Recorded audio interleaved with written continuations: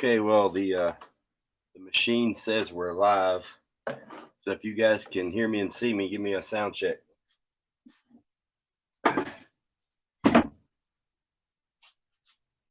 See, I'm cameraing my phone because it's got a good angle of the printer, but I'm looking down here at my laptop so I can see the chat. So can you guys hear me? Can you see me? Yes, no, maybe. Uh-oh.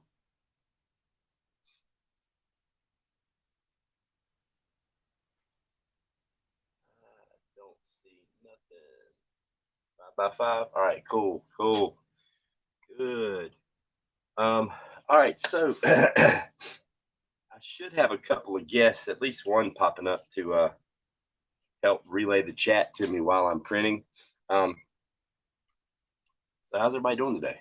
Oh, better yet, did anybody catch Native's live stream earlier this afternoon or earlier today?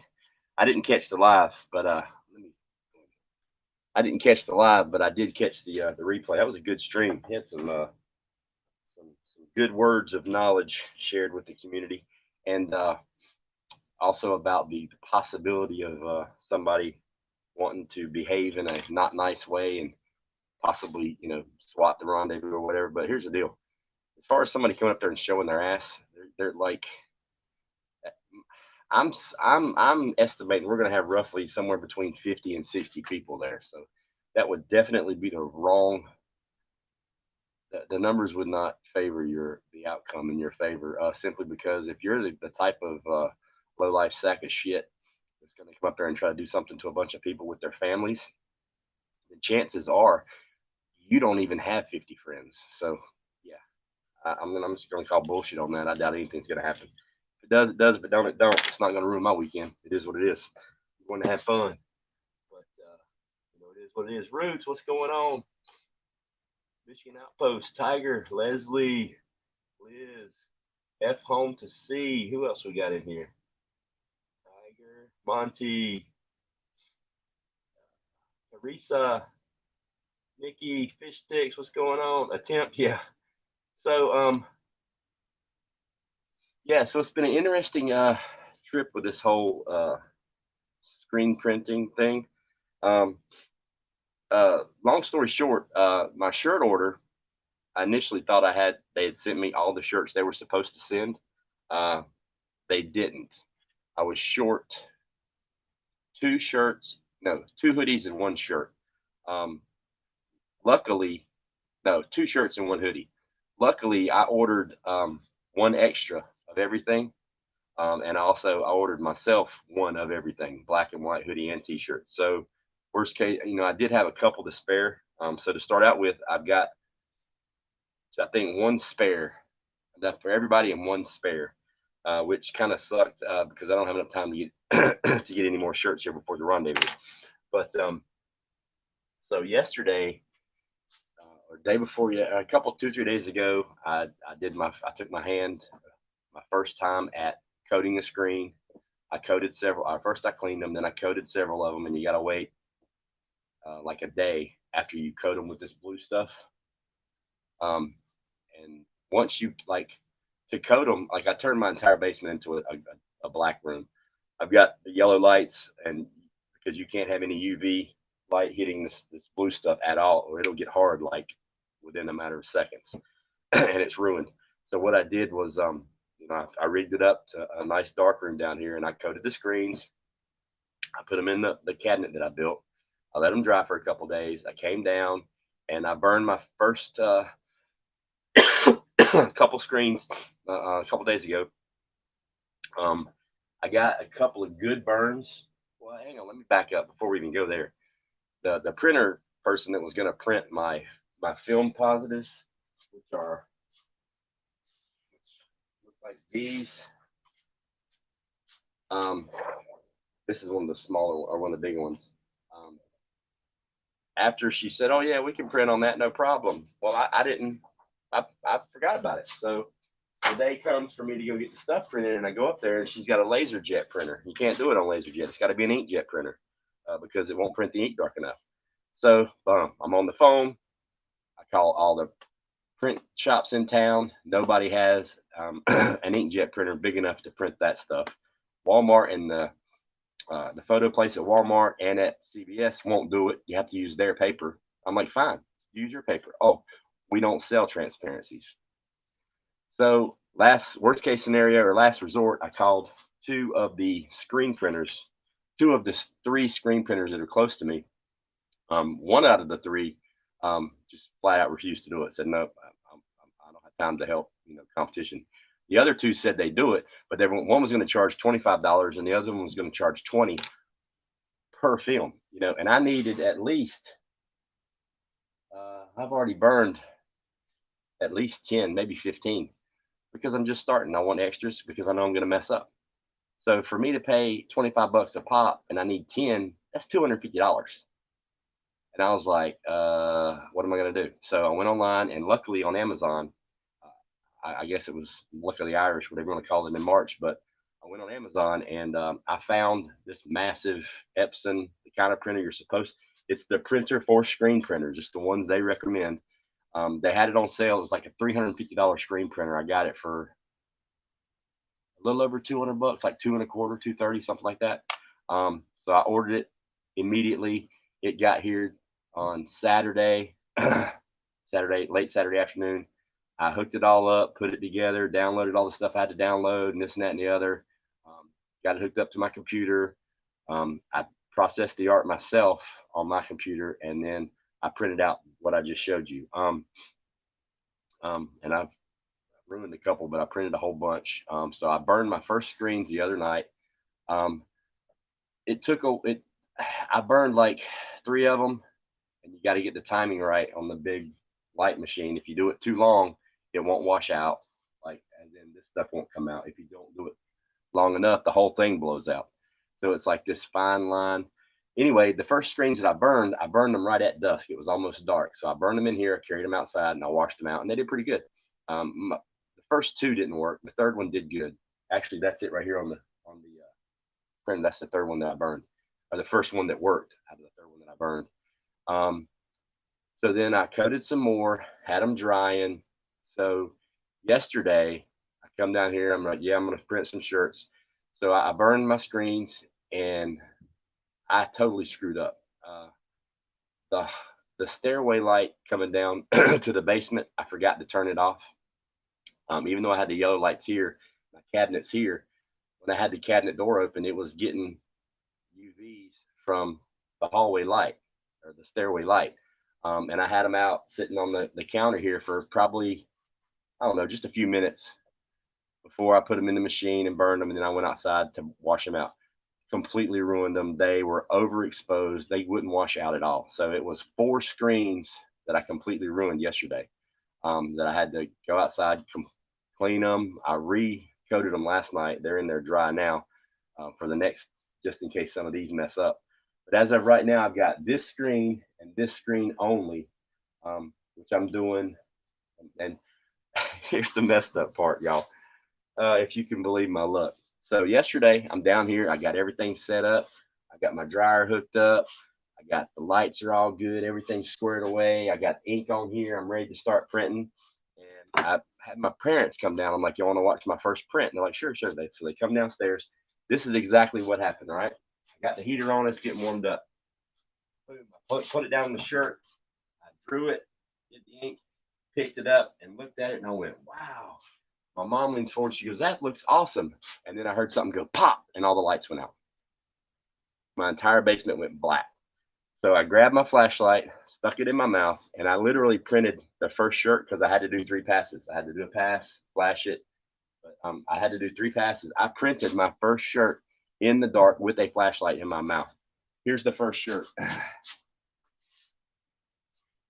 Now, it was a test shirt just on an old t-shirt that I had. But here's my first screen printing. It actually turned out pretty decent. It ain't great, but it turned out pretty decent. In the dark with a flashlight in my mouth. That's how I printed this shirt. So obviously it's dark. I can't see anything. So for the next 2 hours, I'm trying to figure out how to get the power back on in my basement because everything died. So I'm in the fuse box. It was from the 60s. It's got the little screw-in glass ones and the big long ones. Nothing's labeled. It's a disaster. I can't find the breaker or anything else. What went wrong? I couldn't find it. So finally, early this morning or this afternoon, I was back in there looking around and I saw it. Something melted inside the fuse box. So I got an electrician coming. Hopefully, he can be here tomorrow, the next day, to redo this and rerun the wires. So long story short, me being a prepper, today I just come downstairs. Right now, the only light that's going on here right now is coming from my my energy solar generator. I've got it hooked up to one of my lights in the basement. It's powering the internet and everything down here for me is my energy. And I got a huge long drop cord coming from one of the kitchen outlets that I know can stand the load. And I've got it ran down here and it's going to run my flash dryer. So I am literally in the dark, except for right here under this light. And it shows just enough where you can see kind of like what's going on down here. I'll show you when I close it down. But yeah, so it's been an adventure. So right now tonight, I'm printing in the basement with no power for the first time using a solar generator and a drop cord. Yeah. I mean, what else can go wrong? Yesterday I had to print with a flashlight in my mouth, so it is what it is. I did manage to get 3 shirts printed last night with this same system. I brought my Jenny down and hooked it up. I got 3 shirts done last night. They look good. I mean, they're not perfect by no means, but I'd wear them anywhere. And this afternoon when I got in from work, I printed, I think I've done 3, maybe 4 hoodies. Here's how they look. They're not perfect, but I'll wear them. I mean, they got a little texture to them, which is just the fluff from it not sitting right, because obviously I'm new at this. So yeah, they're not going to be perfect,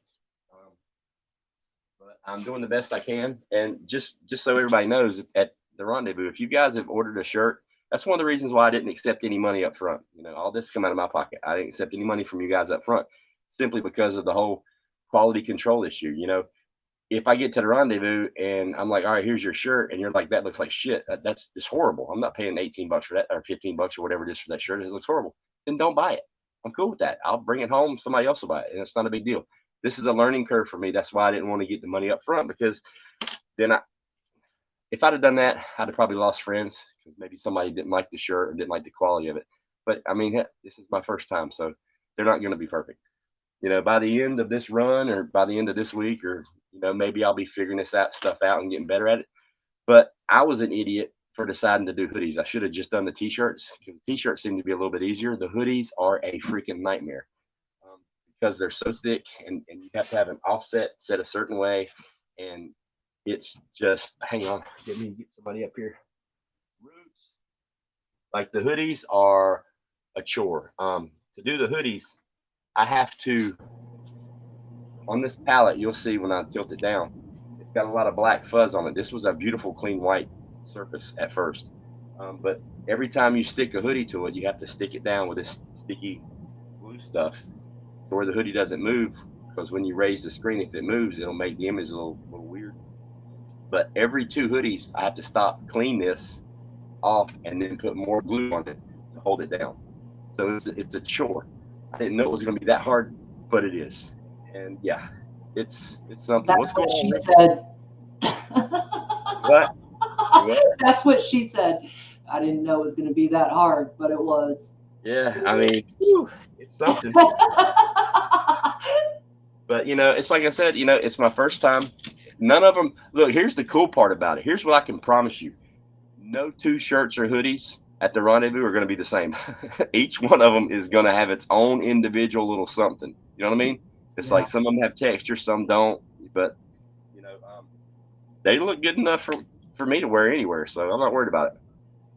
Well, just like the chesticles beneath the logos, everything's different. Life is like a box of chocolates. We know this.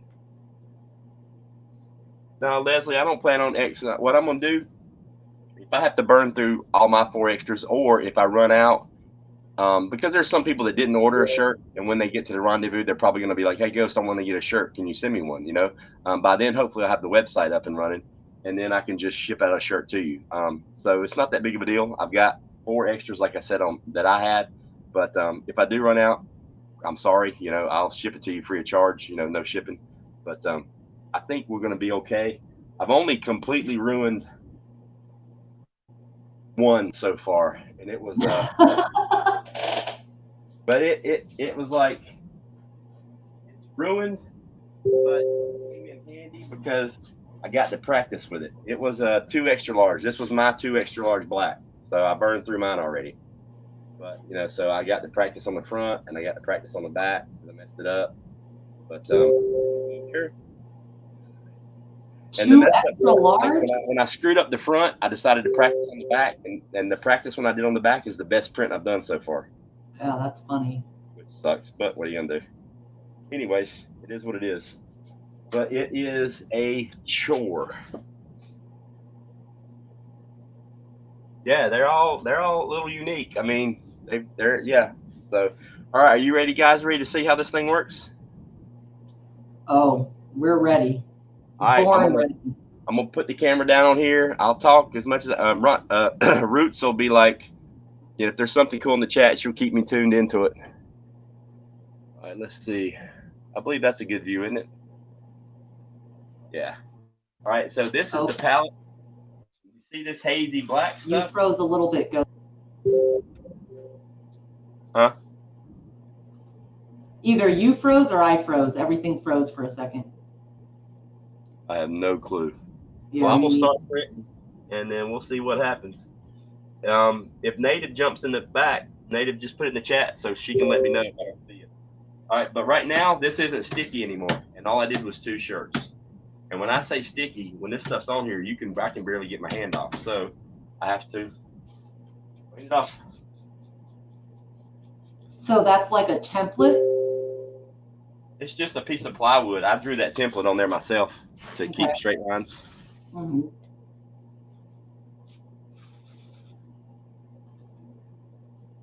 Ooh, we got some milky. Moo-tang forever. And I see you, Bug Dude, sneaking in. Oh, yeah.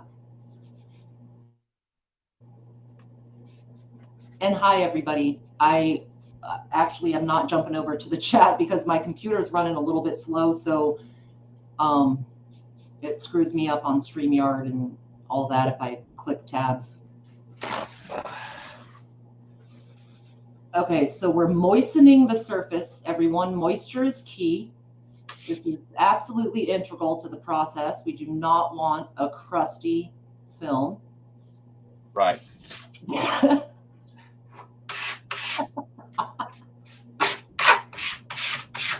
That's right.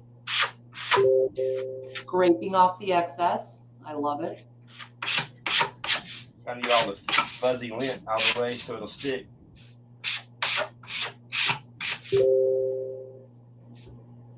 Okay, now the glue. It's a water-based adhesive. Okay, so it's kind of like Elmer's. Yeah, it looks like Elmer's. Okay. Is it literally Mod Podge, or do they market something special for this? Zentak water-based palette adhesive, whatever that means. And then you just take a little card, spread it around.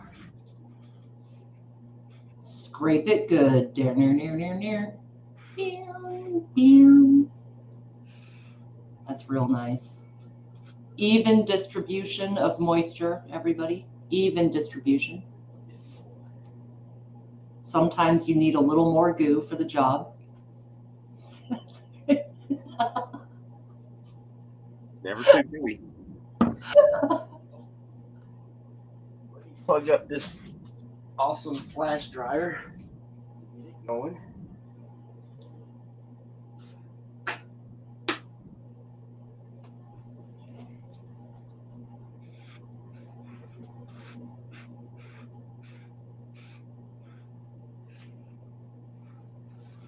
Ooh, okay. Interesting. I use a card like that for a different white substance, but I'm picking up what you're throwing down. What's up, Yankee?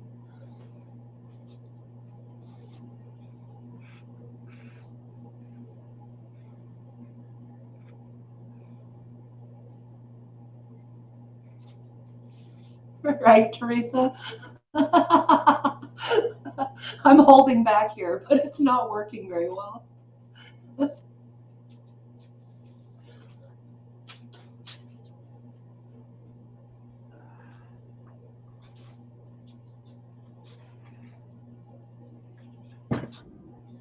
That heat up and dry real quick. Okay, so that's like an air dryer? Does it put off It air puts off heat or radiant heat? It's called a flash dryer. This thing gets up to like 500 degrees or something. All Like right, really fast. we're broiling.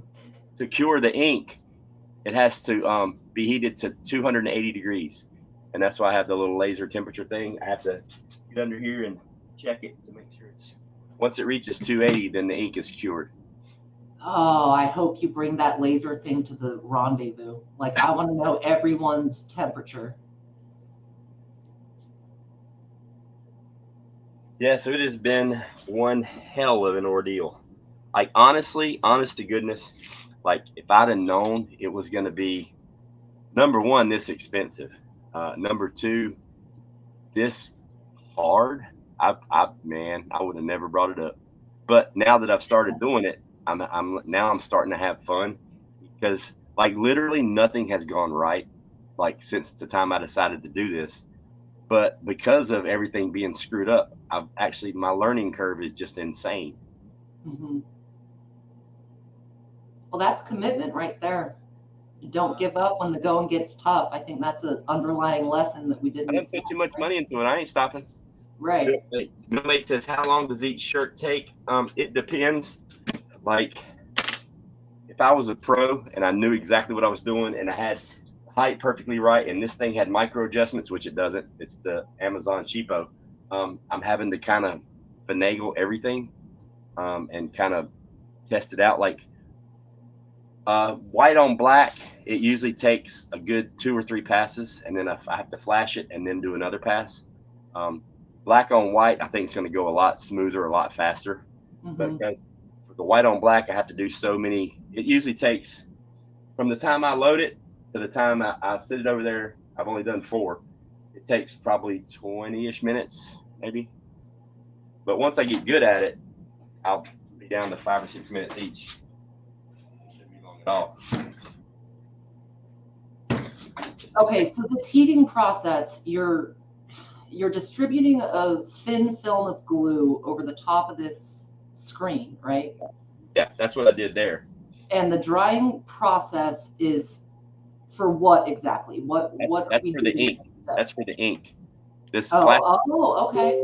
plastisol ink, because it doesn't dry. Like, it doesn't dry until you get it to 280. Like, I can leave this jug open and it'll still be wet and usable tomorrow. Huh. Like, these shirts I printed earlier this afternoon, this ink that's up here on here now, that's like, it's been up here for 3 hours. It's still wet. So yeah, you got to have heat. That's the only way it dries. And this thing is slow to heat up, but man, once it gets ready.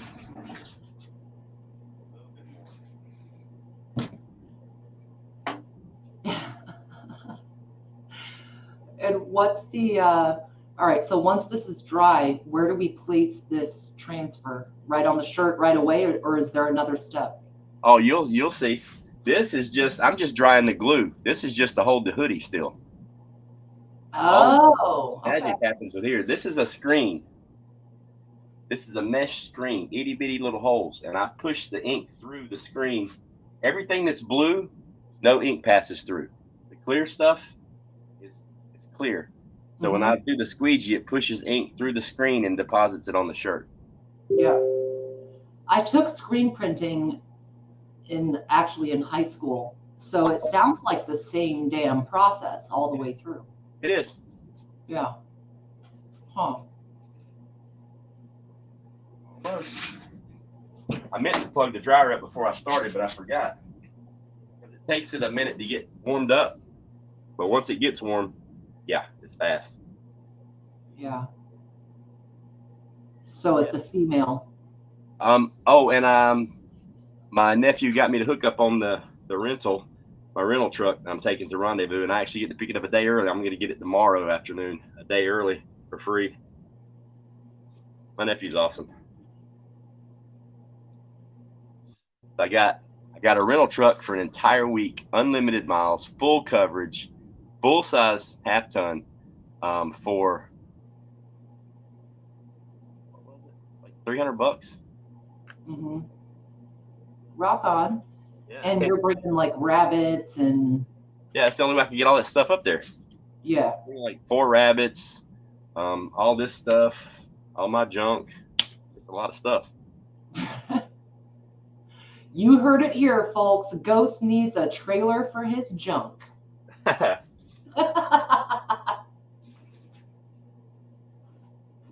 Okay. This stuff is so sticky. Like if you were to put your head down on it and put your hair in it, and you would raise up real fast, it would rip your hair out. No shit. It's crazy sticky, beyond belief sticky. All right. It's like Velcro. Here we go with the hoodie. This is a large black hoodie. Is anybody in the chat? Did anybody in the chat order a large black hoodie? Did anybody in the chat order a hoodie, a black hoodie? If so, tell me what size. I would be able to take a large black hoodie, that is. I'm just curious to see if anybody in the chat actually ordered a large black one, because they're going to be able to watch me print their shirt.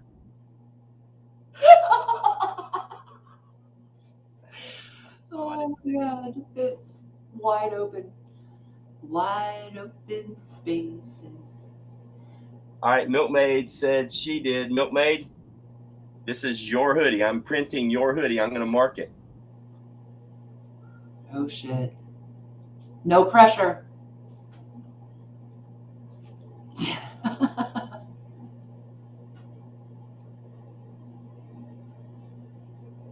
Like actually getting it on here is a chore.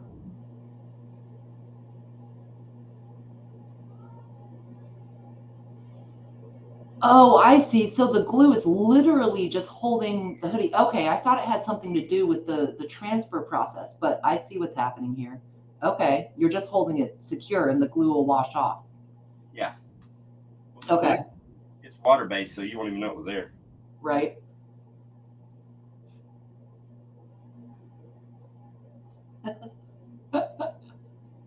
Hey, Lady Smith.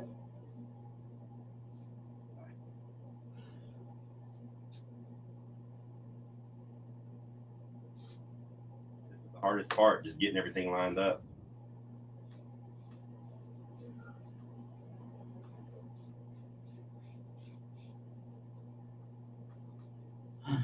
Let's load up some ink.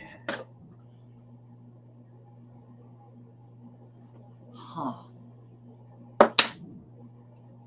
Okay, so do you get the ink from a special supplier? It's for this specifically? Yeah. Uh-huh. Yep. Screen Print and Supply Company. Oh shit. This is it. Don't get scared.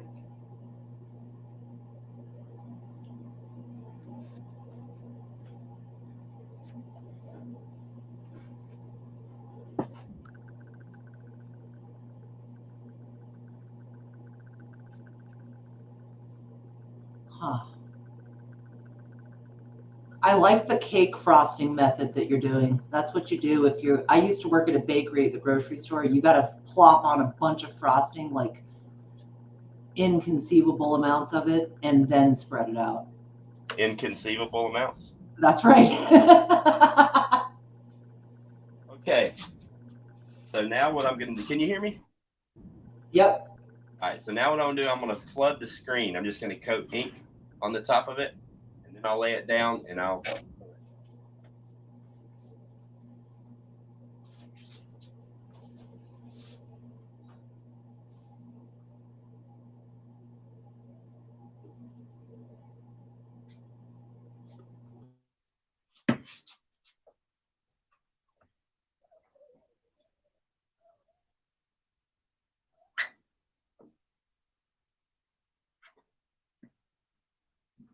All right, Milkmaid.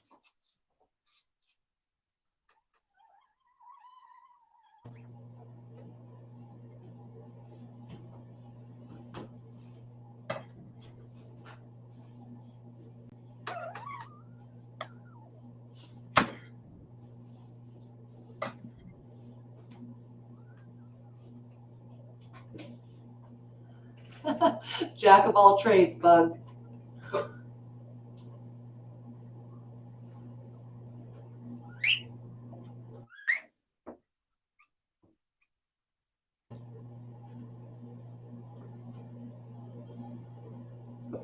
Oh, that's sharp.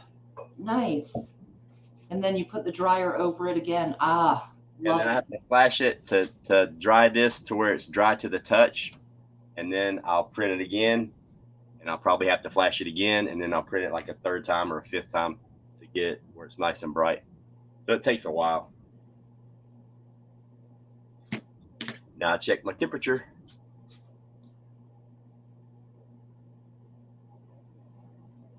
already getting close to flash time. Huh. Oh man, he's fingering your ink, Milkmaid. I don't know.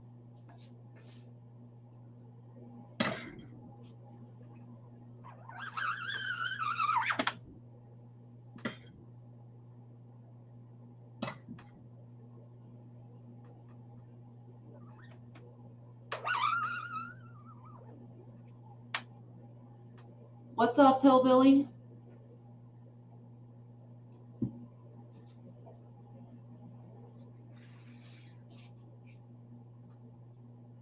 Okay, I think that's going to be good for her shirt.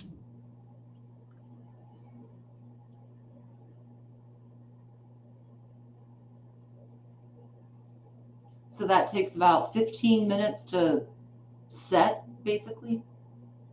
It's almost done now. Huh.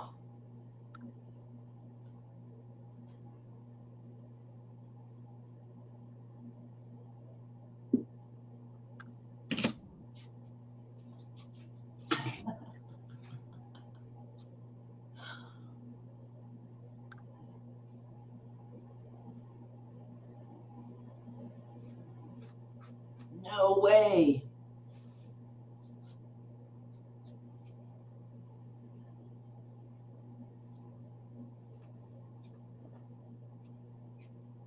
There's your shirt, Milkmaid. Rock on.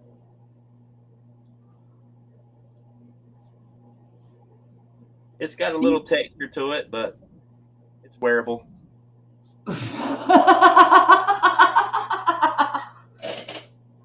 Dude, I love it. Um, Fuck your texture. It's wearable. all right, I'm gonna. There's two tags inside of it. One says Gildan, and the other one says I don't know something else. I'm gonna cut the Gildan tag out so you know that's your shirt. Actually, I'm just gonna cut it in half. Man, you got to make your brand wearable. Just call wearable. All right, this is the half of your tag that I cut out, Milkmaid. What's up, Sandwich? Hillbilly Homesteader, Lucky Dame, Sherry Leach, Lady Smith. Matter of fact, I'm gonna put yours to the side, Milkmaid. That way it don't get confused with the rest of them.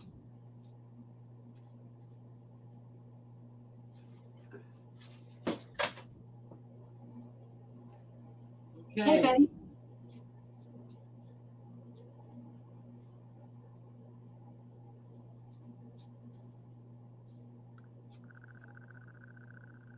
Thing's already lost half of its stickiness already, just for one shirt.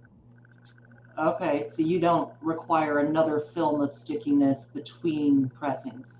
I think I can get 2 shirts out of one, maybe 3. Huh.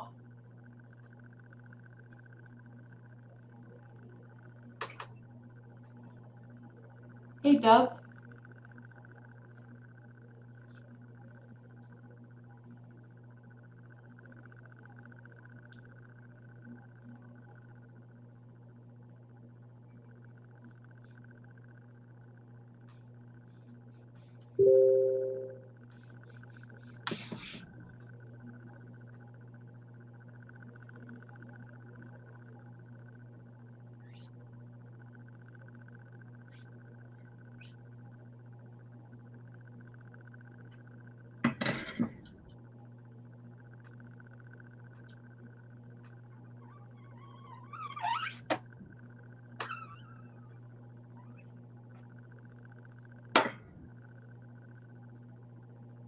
Nice.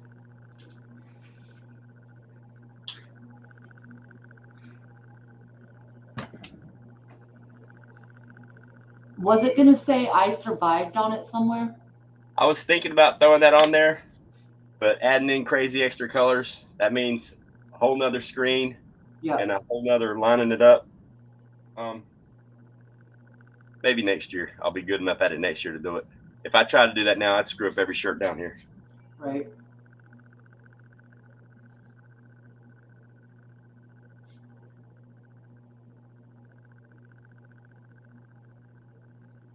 Hey, Betty.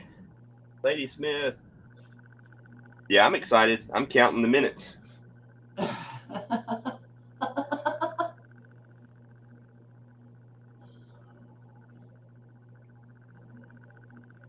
Like the weather keeps flip-flopping back and forth. Like 2 weeks ago when I checked it, it was supposed to be sunshiny and 70s on Saturday and Sunday, but possible rain Monday or Friday and Monday. And I checked it 2 days ago and it said the chance of rain was Saturday and Sunday. And now I checked it again and now it's supposed to be nice weather the whole weekend, a small chance of rain. Temperatures in the high 60s, low 70s during the day on the weekend. And I think at night it's dropping down to right around freezing. Yeah. But that's perfect weather. That's a reason to have a campfire. You know what I mean? Oh, Betty. Why weren't you excited this morning? I think it's going to be fun, like Milkmaid said, to meet everybody, and we can talk openly, like Native mentioned on his live earlier. You know, we're on a platform that isn't really free, but in that environment, I think we'll be able to get a much better feel for one another, and you know. Definitely.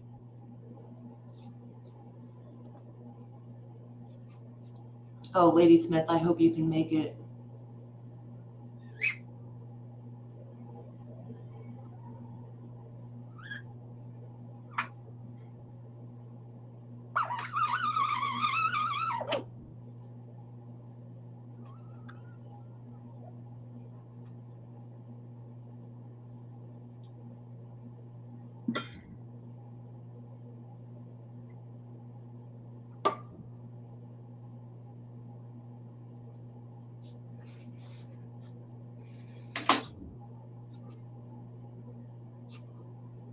Yeah, so it's starting to make sense now. Like I hadn't figured it out by no means, but I'm starting to understand it a little bit better.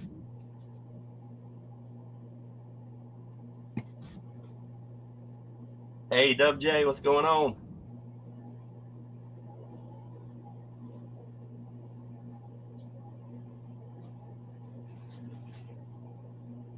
Yeah, I get that, Betty. Certainly a lot that we could stress about, but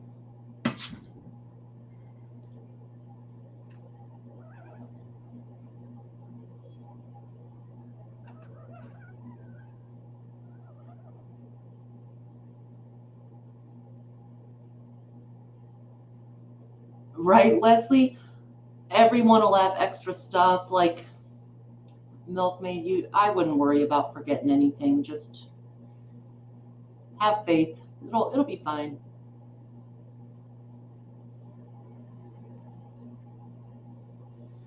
Hey, Laura. Oh, yeah.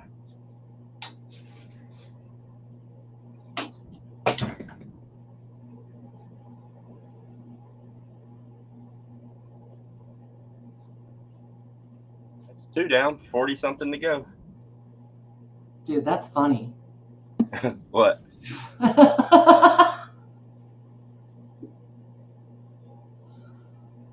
You got this. It doesn't seem to take long in between, like 10 minutes maybe. Yeah, it's not too bad. I'm getting faster.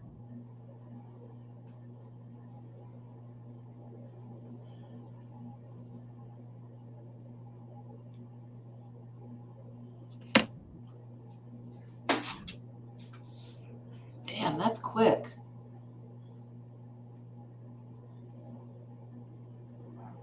out good. Some of the first lucky customers are going to get ghost fingerprints right in the middle of South Carolina. That would have been a great idea. I should have just dipped my finger in ink and printed it. Right? The middle finger. That looks sharp. All the lines are clean. Yeah. This one is really good.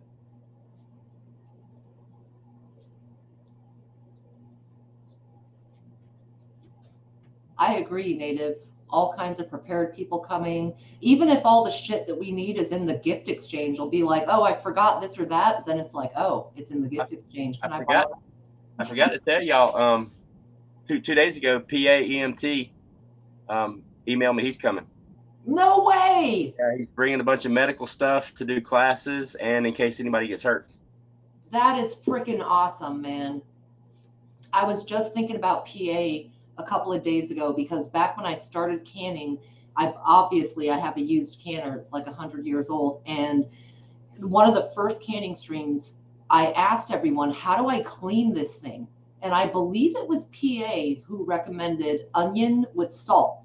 Like you sprinkle salt on onion and just buff around the whole bottom to get some of the char off and whatever. Right. And it totally worked. And I was cleaning my canner the other day and I thought about PA. Even if it wasn't him, I still thought about PA being the dude, you know?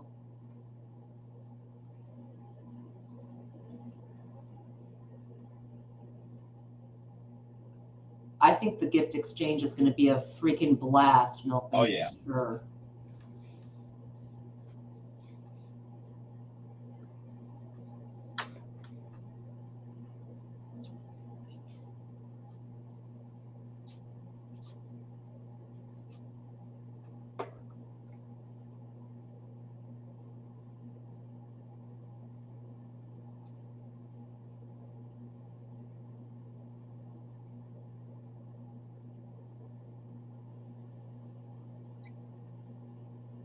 Good to the last drop. Oh, yeah. Yeah, I hear that, Teresa.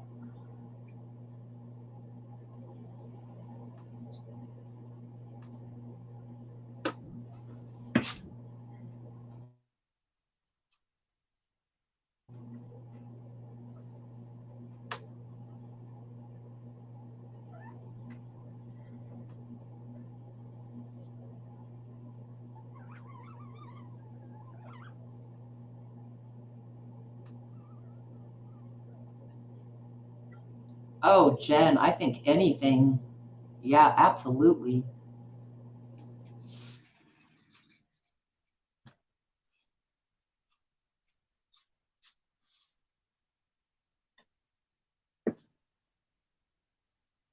Yeah, I'm going to have hours and hours worth of fun with this thing. Well, I've already had hours and hours worth of fun.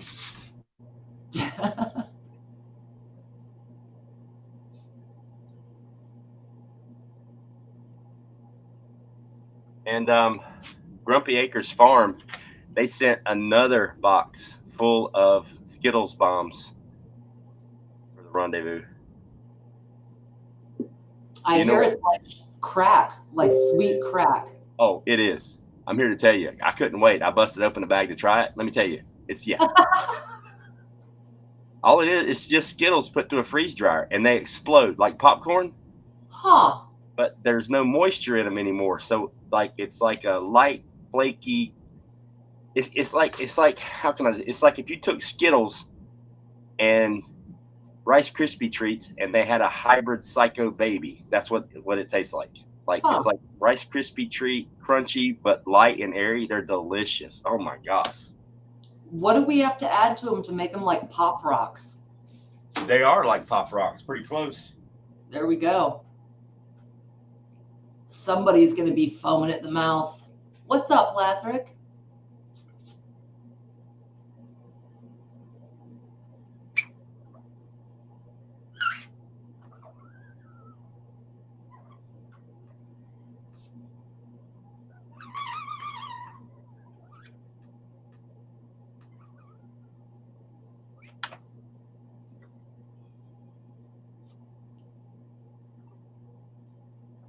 You say the Lazarus are here? Yep, we've got Lee. Awesome. What's up, Lee?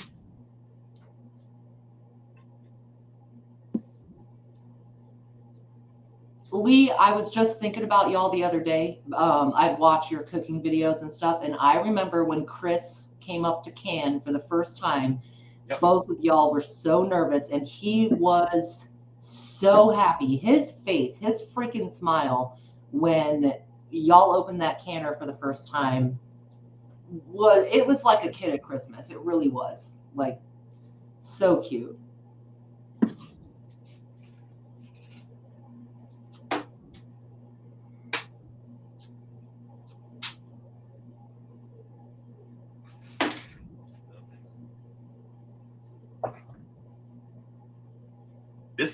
This flash dryer is a godsend. Could you imagine me having to stand here with a heat gun and do each one of these shirts with the temperature gun in one hand, making sure that all the ink was cured to 280? Yeah, that would have taken forever. Ever. Mm-hmm. I hear you, Lee.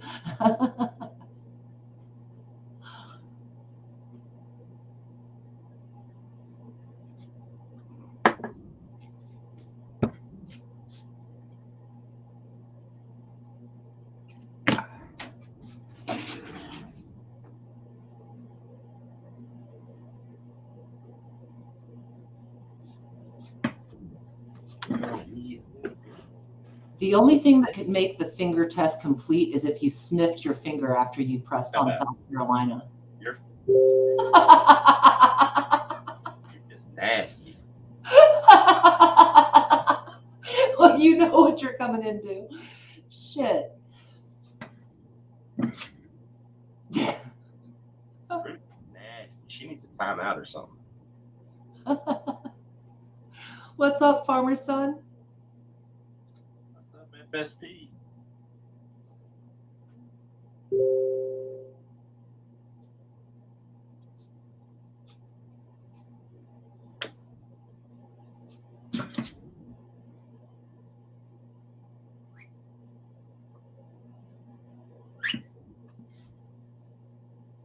Huh.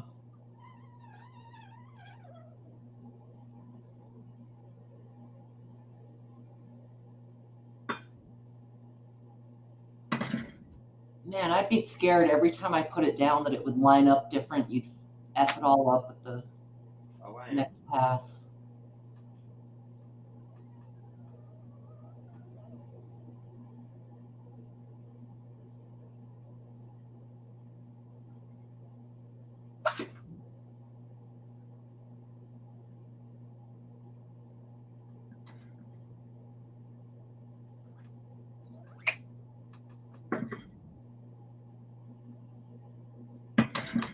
Bushido, it's also not gay if you're in Las Vegas with a friend in a hot tub.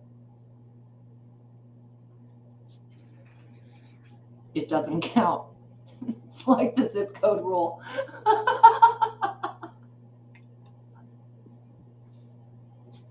This is kind of like doing a canning stream. Right? Checking the temp, pulling some pressure. I guess the temperature gun would kind of be like the jiggler. Right. Yep. Do y'all remember hypercolor shirts? Like you would, it was like a regular shirt and you put your hand on it or whatever, and the heat would make the shirt color. Yeah. I loved those. And then it's like they had hypercolor shorts, and it's like, well, don't you know the crotch is always going to be a different color than the whole rest of the shorts? Or like wherever you sweat or get moist and hot, you know? It didn't really work in the long run. It didn't age well, but you shooting that gun reminds me of it's like a hypercolor exposure.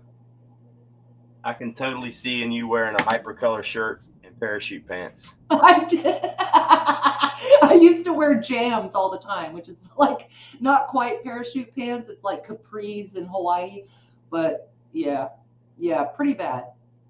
Pretty bad. My fashion sense is not improved, by the way. Fair warning, all of you. Hey, Sherry.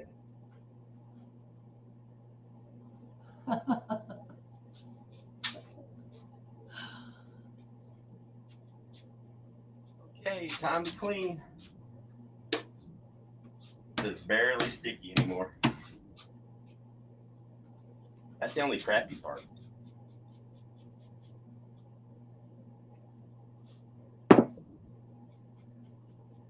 So how do you get the glue off? Are you going to wash these before distributing them? This thing that you see, I covered it in paper, pallet tape. Uh-huh. Sticky on one side, so I can just peel it off, and it's a brand new surface. Is there any residue on the inside of the hoodies though? No, even if it was, it wouldn't matter. As soon as you wash it, it's gone. Right. But you see me stick my hand in them to take them off, and my hand comes out straight, no problem.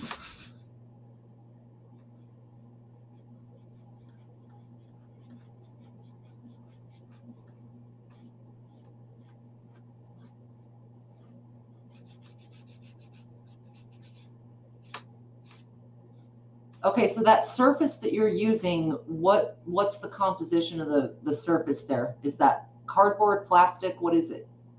This Yeah. is wood. It's wood. Uh-huh.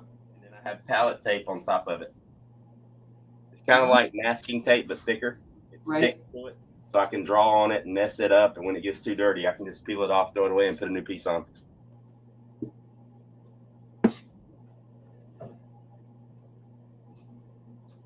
Some more to do.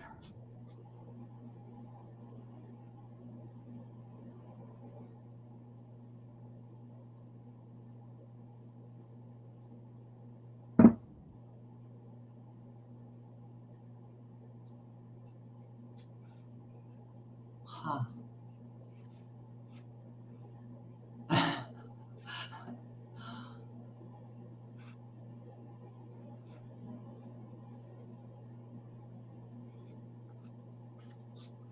Oh, Laura, wait, chat.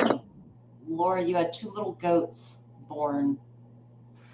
Oh, that's great, Laura. Cute.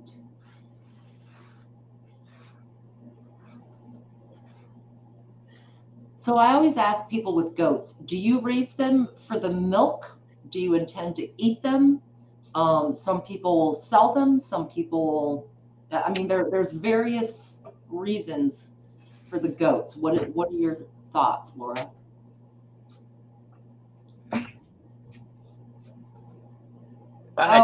Ghost, we have a backstage guest. Uh-oh. Here goes the neighborhood. Yeah, for sure. Yeah, no doubt, man. No doubt. What's up, everybody? How y'all? What's up, my brother? What's up? What's up, man? Man, we just went from 47 people in the chat down to 6. Shit, Nice. I'm surprised. I'm surprised 6 of them stuck around. I gotcha, Laura. Milk goats. Interesting. Yeah, cheese and soap is what I hear most people say, and that they do goats for milk, not for meat. So that's just a curious. Dude, I would do goats just to play with them and watch them jump around on top of each other and play dead. You know, them little itty bitty goats? Right, the pygmy ones. Them fainting goats. Yeah, those things are awesome. I know. I told my wife, I was like, man. Oh. Just so I can go outside when I have me 3 or 4 mixed drinks and scare the shit out of them and watch them fall down and freeze up and shit. Yeah. That is so diabolical. I know, right? That's the only reason why I want them, man, just so I could, Anyway, hi everybody in chat. How y'all doing? You drove out Milkmaid. She's like, backwoods? Peace out. Yeah, I don't blame her. Hanging around with that guy. I'd leave too. All right, I'm down to my last 2 black hoodies. I do believe.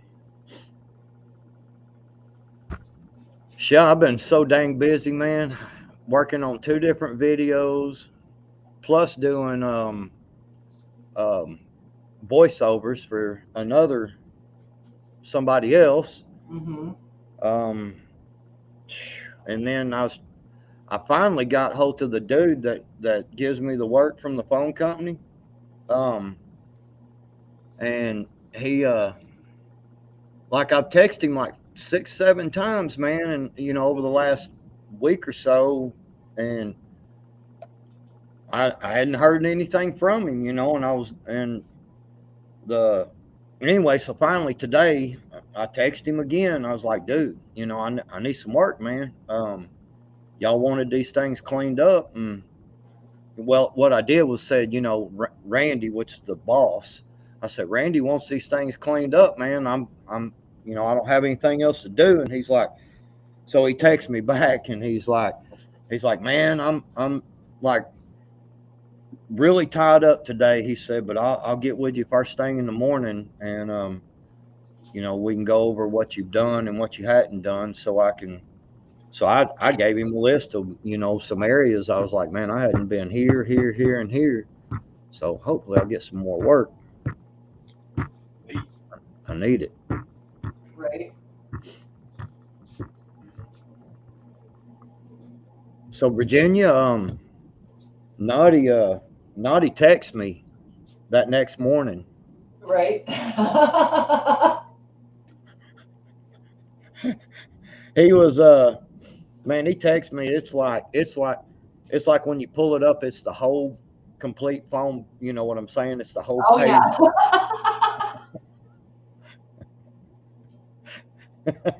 That's a novel. I slapped his ass around that night. Yeah. The other night, I had I got a few good zingers on him. Yeah, we had, man. Ghost, you would have been proud, man. I'm telling you, me and Virginia had Naughty Heathen. We had him all jacked up, man. He couldn't, man. He didn't even know what to say. He was like, "Dang, man." He goes, "Man, you got me thinking completely different now." We was talking about what all abortion, morals. More or less, it was morality. At the end of the day, it was morality and what that means relatively. Yeah, that's funny. I was fantasizing about that burger that I showed you guys. I was after I gotta tell you that shit was bomb. And the next day I was like, man, damn, that was good. And it was a good combo while enjoying my double burger, but still. Well, Milkmaid Wheat, she says, I love a good debate. Milkmaid Wheat, like, what, till like 4 o'clock in the morning, Virginia? Yeah. Yeah. It was a hell of a debate. He tried. He tried. Mm-hmm. But he wasn't ready. He wasn't ready for the Backwoods Virginia team. No, not at all. Not even close. He still knows what hit him.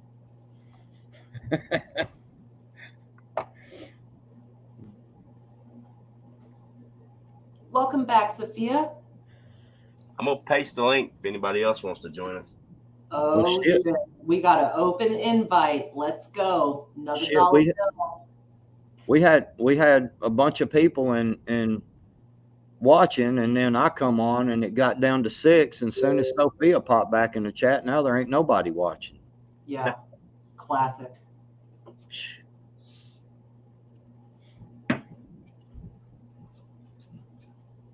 So what y'all's thought process with the whole Trump thing? All right. They showed that, I don't know if it was from Twitter or Instagram or whatever, that whole long message that everyone's quoting as far as T-Dog calling this and that. But something that stuck out to me glaringly was that there's a typo in the first paragraph of that rant. And my first thought is that really him babbling about this? Because honestly, the one thing about him that was interesting is that he was pretty articulate. If he speaks in public, it's charismatic. If he writes things out, it does not have typos or improper grammar. So I question the whole freaking message from the start. Now, let's say it was him. I don't think he's calling for shit. I think he's a player on the world stage, just like everybody else. It's it's not something to take seriously like that. But I question the validity of it as well. Well, you know, oh Lord, have mercy. Yeah, yeah, we've gone downhill. Well, the whole thing that got me is, you know, a bunch of the big channels, they jumped all over it. And I mean, it's all over YouTube, you know, them talking about Trump this, Trump that, and what's this, and what's that. And I, just Josh and I actually talked a little bit about going live Saturday night and, you know, discussing some of this stuff. And, you know, I was like, well, TT1's going to be on, you know, so we got to kind of wait until TT1 is done. I said, he usually goes, you know, hour, you know, a little more than an hour. And I said, that'd still be enough time. Well, TT1 went, you know, like till like 9:40 or something, you know what I'm saying? And so we just kind of left it alone, which it was cool. You know, TT1 streams are great, man. On Saturday night, they're fun, you know, and something enjoyable and something a little different, you know. And but I didn't really touch on much of the Trump thing because my personal opinion, first off, you know, is the DOJ and the former DA both dropped the case because, first off, it's just a misdemeanor what he did. Mm-hmm. Second off, they didn't really have enough evidence to even put the misdemeanor on.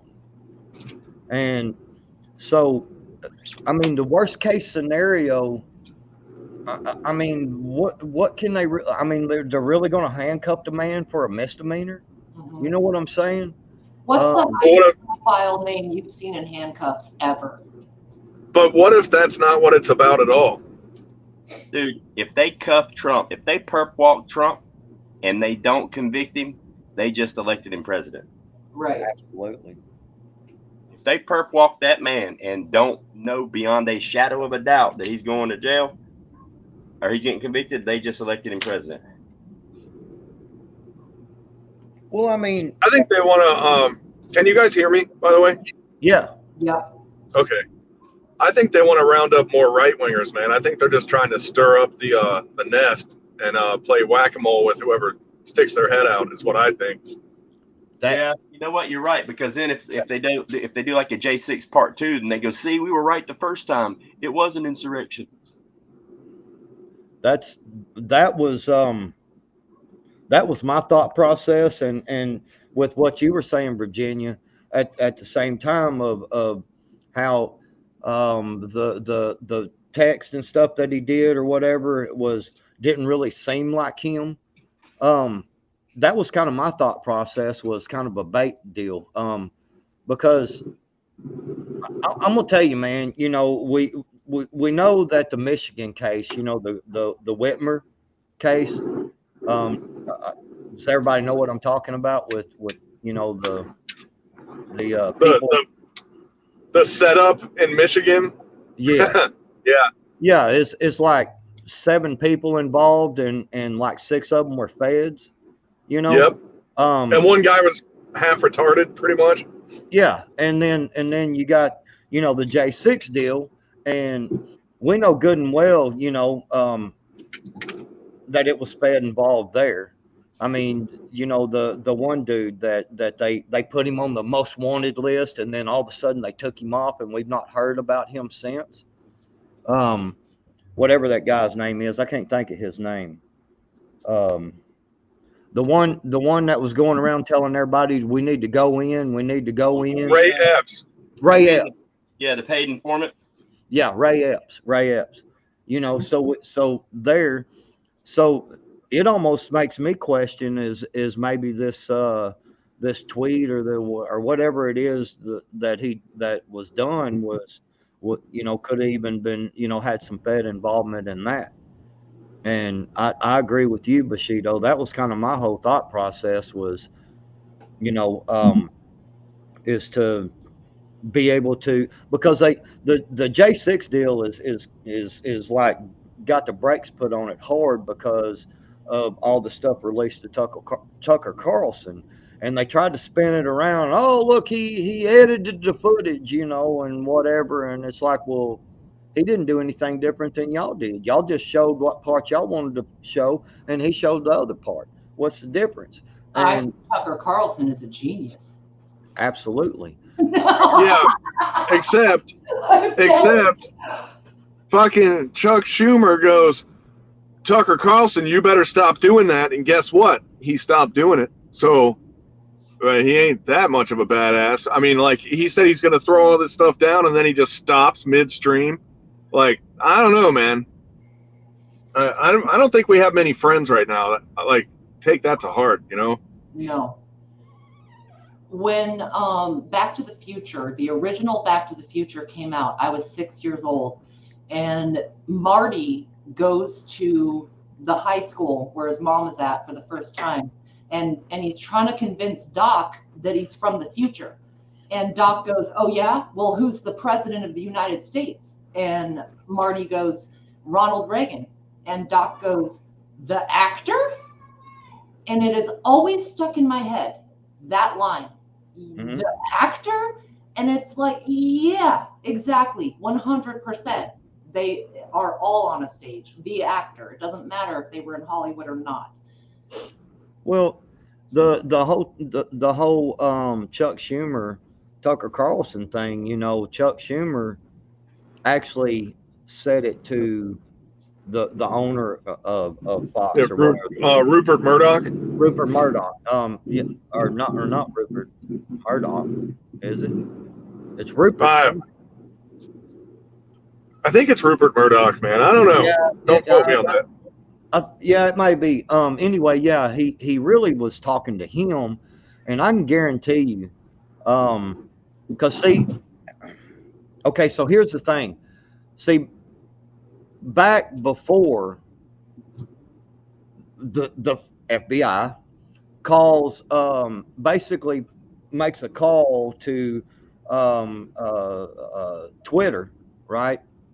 And you know, before Elon had it, and he said, basically they said, you know, these certain tweets and everything, we're kind of thinking this is disinformation and everything. And Christopher Wray stood up there in Congress and said, they asked him about it, and he was like, well, we wasn't there was no influence there. We didn't tell them what to do. We just kind of told them we thought this was you know, some misinformation and stuff, and well, you know, we kind of left it up to them to make a decision on what they do with their own private company. You know what I'm saying? And when you hear something like that, you got to think to yourself, man, the FBI freaking called, you know, and they're like, hey, this is, you know, this is disinformation. Well, you got to know that the company, you know, is going to be like, shit, the FBI called. You know what I'm saying?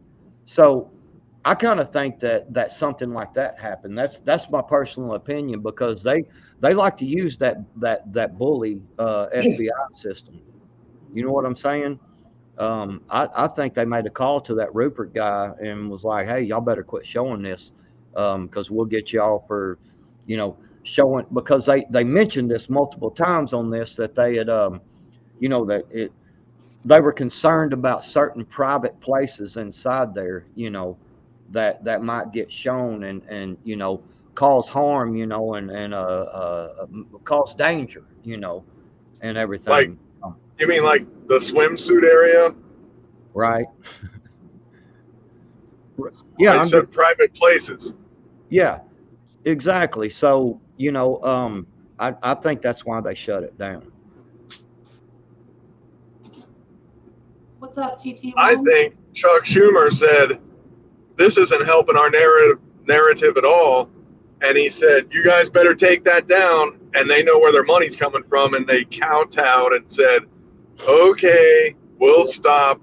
And they told Tucker Carlson that he's not doing that anymore, which just shows you that all the media, everybody thinks Fox News is this paladin that like protects us. But when they realize that they're getting a paycheck from the same people that are running all the other news agencies, like they could put a stop to whatever information that they want to put a stop to. They just proved it pretty much, you know? I mean, it's crazy, man. Like, the 1800s, they had that yellow dog journalism, and everybody got fired up about that. Are we as bad as then now? Are we worse? I don't know. I'd love to see where we fall on the spectrum there. Well, I really think that, you know, if people do go out and protest tomorrow, I think that you had best make sure you got the camera on you at all times. You know what I'm saying? You know, have your camera on at all times and make sure that you can prove without a shadow of doubt that you have done nothing but just was there peacefully protesting. Because, man, you know, if some crap, because you know the feds are going to be involved, the instigators, man, they're going to be there, wherever. And you know, because I mean, I seen an article earlier, man, that they were talking about like a almost like a state of emergency, and that they were like calling in extra, you know, like overtime for the police and for the SWAT and all this stuff, and like they're making this great big freaking show out of it, man, because the real facts of the matter is they had absolutely zero on Trump the whole time. The man, but the day before he got inaugurated, they started an investigation on the guy, you know, and investigated him for every single thing they could think of the whole time he was president, and then since he wasn't president until today, you know, they've been running hit pieces on this guy. They have done everything in their possible being, and they have yet to pin one freaking thing on him. They have yet to been able to get any kind of evidence enough to have any kind of a case. Well, But meanwhile, the same investigators refuse to touch the Biden family. Exactly. Yeah, Yes. Stormy is upon us. If anyone does not see the overall playbook here, you're lost and you are willfully ignorant. Right. They're not going to pin anything on him because they don't want to pin anything on him. This is literally part of the circus. And with the exception of 200 years ago in France, and let's even say Haiti, right? But when has protesting ever made a difference? You know, Right. I mean, it doesn't. You have nothing to gain from it anymore, except for them to get your information. You're identifying yourself. Yep. Yeah, like you are completely identifying yourself in today's world by, you know, showing who you're for, what you're against. I mean, you're just like laying it all out. You might as well write them a damn book about you. You know what I'm saying? And hand it to them and be like, here you go, man. Here's, you know, got clip notes in it and everything for you, bro. You know, I mean, I'll be honest with you. Dude, if they were holding a rally 5 minutes from my house, I wouldn't go. I wouldn't go. No. Or a protest, whatever you want to call it. There ain't no way, man. Man, I'm telling you, that Joker's going to be so fatted up over there, man. Yeah. I mean, it's romantic, you know, when everything happened on the 6th at first. I was pretty stoked. I watched several supposed accounts of that day. But ultimately, once you start paring it down, you can see the underlying construction of that presentation, and the show quality of it was very good. But I struggle to believe any part of that narrative. And I definitely, and you know, I watched T-Dog's speech that day that everyone says that he sent everyone over there. I was watching that live, and I did not perceive him causing that quote insurrection in any way. To be honest, he did not. I don't know. When things are taken out of context and twisted in the past, it does not add up. Then it doesn't add up. Right, Milkmaid, exactly. It was romantic and emotional, and all of us wanted to see a change. All of us were hoping that the Viking dude was actually doing something, but you know what? He wasn't. Look Man, at he it was, the passage of time.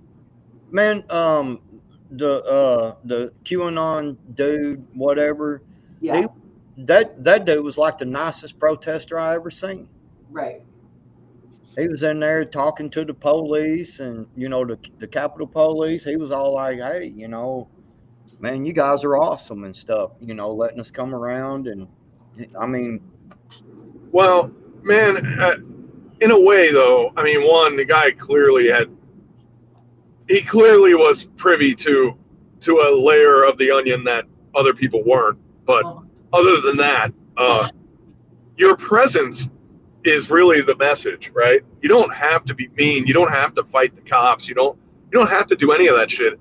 Just the fact that you're there already says what they need to hear. You know, everything after that is fuel for them to respond in a way that they couldn't respond before. You know, um, it's pretty dangerous to go anywhere publicly at all these days. I mean, using your phone on the Wi-Fi at the airport is a dumb idea these days. You know, much less going to a protest. You know, I mean, it's everything's kind of they have less to hide anymore. Their agenda is almost complete, and they used to like be elaborate with their schemes, and now they're way more blatant because they don't have to hide it anymore.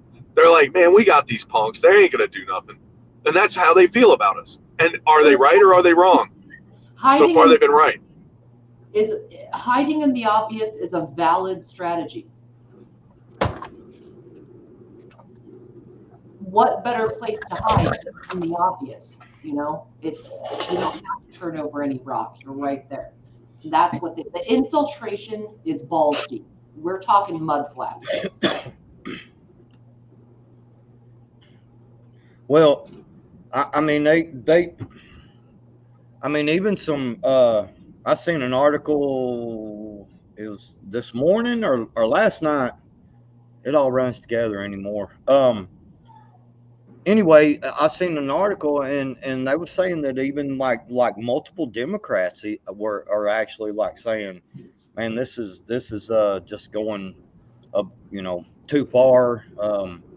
They're not liking it, and they you know, something else you got to understand is if they do arrest him, they have just set a precedence, and they need to be careful about that because these Democrats, they need to understand that they're not always going to be in power. You know what I'm saying? Because it swings back and forth, man. We've seen a lot of bad crap, a lot of stuff go on, whatever. But what about perp walking Joe Biden? You know what I'm saying? Nancy Pelosi. Geez, Hillary Clinton, man. Everybody, that it's really funny that they're so quick to want to prosecute Trump for $150,000 pay or $130,000 payment or whatever, but they're quick to forget that Bill Clinton paid 800 and something thousand dollars for hush money back in the day. Couldn't they still perp walk him? There is such a Bill Clinton he did a whole lot better than hush money. When you look up that Whitewater thing, that he went beyond the money capacity. Mm-hmm. Right. He went straight to hitman status. Most people wants to know if anybody's canned tea concentrate. Like that got water dated right down the toilet. People don't remember Whitewater at all. Wasn't Kenneth Starr the big dude in that too? No, that was later. That was the impeachment of Bill Clinton, right? Right. They didn't bring up the Whitewater stuff at all, which was what made me laugh when they did that, because I'm like, you got him on a murder case. Why don't you go after that? Instead, they went after a blowjob in a dress. I thought it was stupid. I like cigars. Me too. Yeah, they did. They distract. I'm just saying, dipping cigars is very manly. I'm just saying. Yeah. Then you don't have to lick the tip and cut it. It's just ready. It's just ready. Yeah. Exactly. I get that. No need for a cigar snipper here. Right. But no, I don't. I don't know. Like I said, everybody else seemed to be covering the Trump thing, and like it's a great big ordeal and shit. And to me, I think it's just I think it's number one.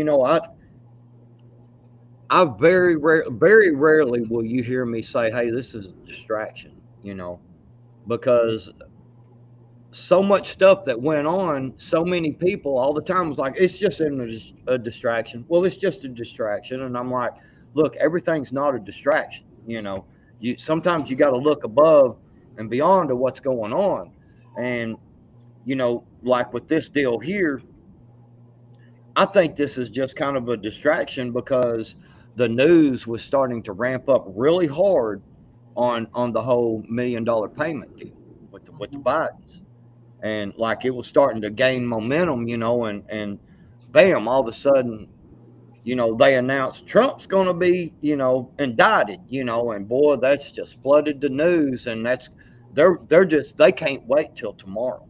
And you watch, it's just going to flood the news. It's going to be 24/7. They're hoping like hell a bunch of people show up, and all it'll take is for one window to get broke.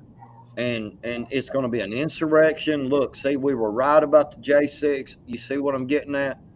I think it's a distraction away from the momentum that the Biden story was gaining, and then for them to try to finally pin something, because if they could pin an insurrection tomorrow, if they could pin that on Trump, then they would have a little more Impetus. Yeah, for the J6. You see what I'm getting at? They'll be able to say, "See, look, this is what we're talking about. This guy's dangerous. All he's got to do is show up, and look, they come and destroy everything." Because I can tell you, if they go, if there's a huge crowd that shows up for the Purple Walk or for whatever it is they're going to do, there's going to be black clad, you know what I'm talking about, the Tipas and all them, and there's going to be feds there, and there will be some shit started. I can guarantee you, there will be cars burned. Okay. Well, let's go off of that. Let's go off of that right there. Okay. Knowing that, Trump still went up and said, "I'm prepared to sacrifice as many patriot lives as it takes for me to get my point across." Is he on our team? I mean, is that the leader that you want? You know what I mean? That's a loaded question. Yeah, that is loaded. If the result is what we would hope for, then maybe it is worth that sacrifice. That's the tree of liberty. If they're not that, right? If they're not bringing guillotines, it's not the answer, right? Because any half measure is going to be playing to their hand, Yeah. And what he's asking for is a half measure. He's compromising the safety of his supporters, and he knows he's doing it. He's willingly doing that. I don't know, man. I don't know how I feel about that. Right. Yeah. I feel absolutely fine about it. I think it's awesome. I think it's the way that he should act, and the things that's perfect. That's what a leader does, especially in the military or as a commander in chief. You have to be willing to sacrifice the people that are following you. I know it sounds stupid, but that's what a lot of them are there for. There's a certain amount of cannon fodder in every single group that goes to war for any.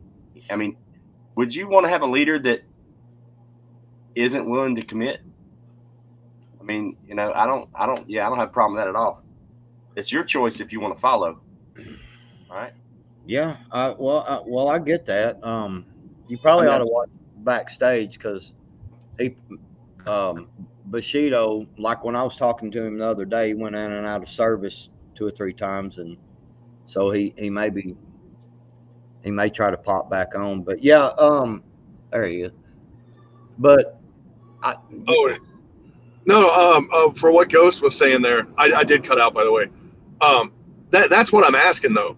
Is he ready to commit to this? Like, is this what he's going to do or not? You know, is he trying to settle a score, or is he really putting a dog in the fight here? That's what I'm asking. You know, Probably a little bit of both. yeah, yeah. The only thing that really bothers me, the one thing that really bothers me about Trump is he could have. Let's see how many. Let's see. I guess not. I guess he couldn't have pardoned them people. no, they were never charged. That's why he couldn't pardon them. Exactly. I got a little steamed about that. My wife broke it down to me because sometimes like you got so many wheels turning that the blatantly obvious shit you miss, you know. And I brought that up, and yeah, he couldn't have done anything because there was no crime. They didn't really even start snatching him up until after he was already back in Florida. Right. That too. Yeah. They got some. And with the political atmosphere the way it's been for the last 2.5 years, if he would have come out and argued for them to release and a pardon and this and that and the other, they would have deified him. Like I mean, I think it sucks that he didn't do a whole lot for him, but if he gets back in office, I promise you, whoever got locked up illegitimately, they're going to live the rest of their life in a happy place because it's going to be hell to pay. But I mean, right now, I mean, put yourself in his shoes, dude. He's like literally between a rock and a hard place. He knows it's wrong. He knows they're not supposed to be there. He knows their only reason they're there is because they supported him, but he literally can't do anything about it right now. It's all he can do to keep his own ass out of jail. Oh man, they want him bad. And that's the one thing that's got me kind of hanging on to him a little bit, because if they want him that bad, there's got to be more in his playbook. There's got to be. Well, okay, so like what Independent Mini said, unpopular opinion, sort of, but I don't think it's really that unpopular. But anyway, I think he's part of the plan. They're all in it together, in my opinion. Okay. There for a reason. See, I've often thought about that. I've talked about this before about, you know, I was like, you know, this guy was a Democrat like forever. Like he donated lots and lots and lots and lots of money to the Democrats forever. And then all of a sudden he was a Republican. You know what I'm saying? And I get it. You know, you can change. You know, people can get fed up. You know, people are like, you know, I seen where, man, what state is that? God dang, man, where was that? I just seen a article a few days ago, and there's, I believe it's in, damn, I can't think of where it's at, but it basically gave the Republicans a super majority because a guy that had been a Democrat his whole time, he said he was tired of the way the Democrat Party was going, and that and so he completely changed to Republican, which gave them an extra seat, the Republicans, and it, you know, it gave them a super majority in their state. So I get it. You can you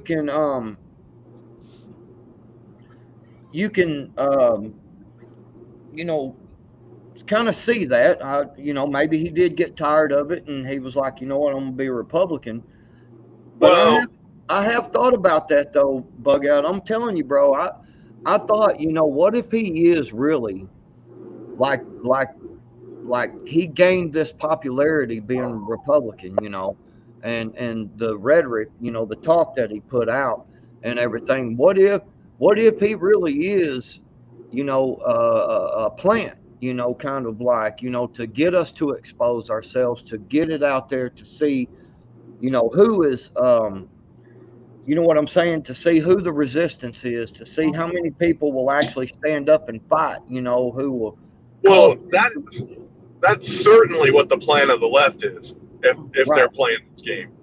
And, you know, it's like, the other thing is, a Democrat of 1990 or 2000 would have to run as a Republican if they ran today and have the same values. So I'm almost willing to waive the Democrat thing too. You know, Right. that's not that big of a deal to me, because everything's shifted to the left. But the gangsters and the radicals that have taken over the Democrat Party, the old school, like look at those West Virginia Democrats that are arguing with the neocrats that are out there, that are like, you know, the ones that are saying purple hair and marry your brother and all that other stuff. Like, right. There's a war inside the Democrat Party, and it's clear who runs the show. The gangsters do. Biden, Hillary Clinton, which is a Rodham, you know. I mean, the gangsters are running the show, but I'm wondering when the young blood's going to take over that party and they're going to go full radical. But a sensible Democrat can't, they can't sit at the table with these guys because they're freaking crazy, and they realize that, you know? Like, dude, we've been run by gangsters forever. Our last Republican president was JFK, and he was a Democrat. The concepts flip-flop constantly to what they can do. And I think that this is all about testing the temperature of the water in the pool as far as all this stuff with Trump. They want to see how many will pop up real heavy. But if we put in this context of a psyop, which this is, has Trump ever come out and said, oh, all that 17 shit was bullshit? I don't love Kafifi. I didn't sip my water funny. I didn't put any comms out there based on this or that. He has also never refuted any of the extremist zealots that go on a certain tangent with this. Therefore, he is in the game. Well, I saw your comment. I saw your comment, JR. Let me know when you're ready.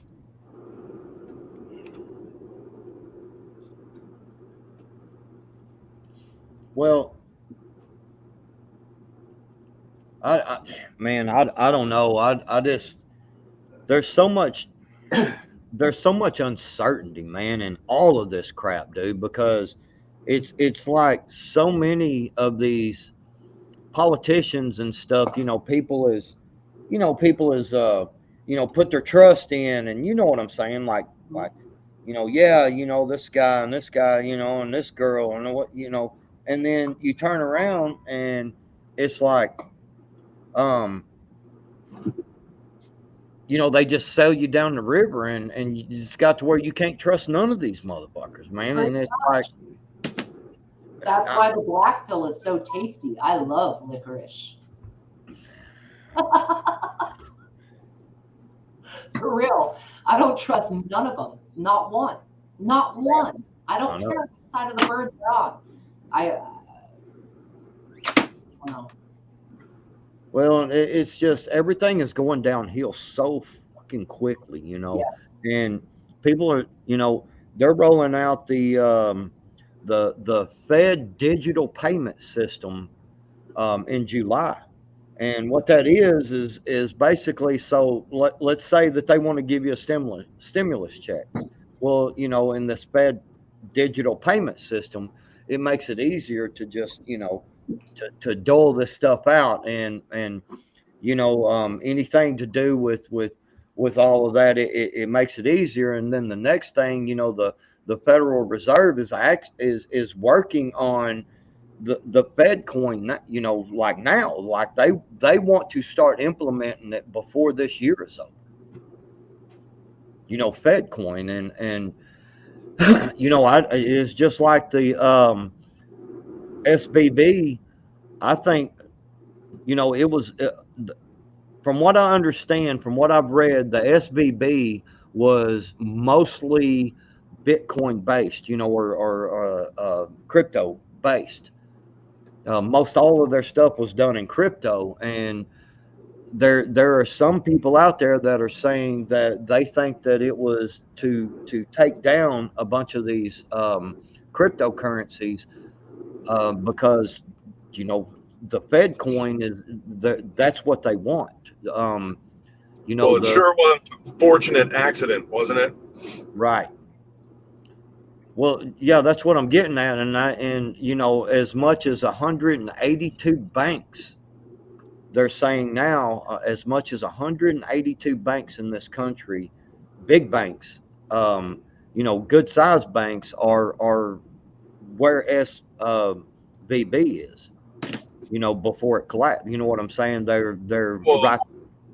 don't forget all the tech startups that just went tits up too. Like, we're probably going to introduce a government-controlled version of whatever just went underwater.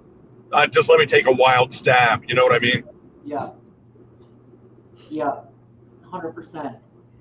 This is why you know, I've been saying this for a pretty good while, man. Everybody was saying, you know, invest in this crypto, invest in that crypto, and I was like, look, the best thing you can do, I mean, if you've got extra money and you're good at, you know, playing the market, or, you know, playing the cryptos or whatever, you know, go ahead and play it if you've got extra money, if that's what you want to do. But you know, I've been saying all along that any of the cryptocurrency that's out there right now will be non-existent. It will be Fed coin, period. Because for millennia, we've been able to say that religion is the opiate of the masses. And I think we've come to the generation of propaganda, several generations of propaganda being the opiate for the masses. Right. All they need is a narrative for any given branch of people to feel some comfort, to feel there's someone there on their side, to feel like there's some direction that we're going in that serves them. But really, the train is all being driven to the same stop. Well, we know that, you know, like the World Economic Forum, for one, wants everything to be, you know, a one world currency based. And, you know, we could dove into what the Bible says and all that, but we don't even, you know, we can just look at the facts that are presented before us. You know, they want everybody to be on the same system, the same money system. And I think that each one of these countries, from the way I understand it, they want them to have their one government in each country. You know, like the United States has, you know, will have Fed coin, and it will be our digital based currency, and then it will be, you know, into the world market, you know, and the same one that, you know, the China coin and the you know, the Netherlands coin. You know what I'm saying? Just Euro. yeah, Europe. You see what I'm getting at? That so they'll all be like a one based coin for each country, for that country to practice inside, you know, for their money transfers and stuff, for their trading and stuff. And then, you know, then it's all tied together under a one world currency. Yeah. You see what I'm saying? Oh, absolutely. So look, I've got a $1 bill here. On the back, it says right here, Novus Ordo Secularum, which means New World Order, right there. Now, this is at least, that stamp has been there probably at least since the Federal Reserve came in, right? So this is multi-generational coming in. That little stamp, all of them. This is not something new, whatever. We have the benefit and the unfortunate experience of being here as it comes to fruition. You know what I mean? Right. But Just it's for been the on record, I'm grip. getting good. Just for the record, I'm getting good at this shit. That looks way better than milkmaids, for sure. Shirts are easier. Shirts are way easier. That's T-shirt. solid. The t-shirts Well, are like 1,000% easier than the hoodies. But you know, talking about New World Order, I think that had everything to do with JFK getting a haircut that day. Yeah. Oh, And I absolutely. think that was the beginning. That was when it all started. As far as the enforcement and application, the deployment end of the plan started when JFK got popped. You know, that's what I think. Research LBJ, just research Lyndon Johnson, and you'll understand the machinations that were going on the whole time. Yeah, and how he smiled and gave the thumbs up in that one photo where where they were telling him that the president was dead, and he was looking at the guys next to him like, I told you, Yeah. like it was no shock to him. He was like, so it's done. Straight Game of Thrones stuff, man. It was crazy. Straight up, yeah.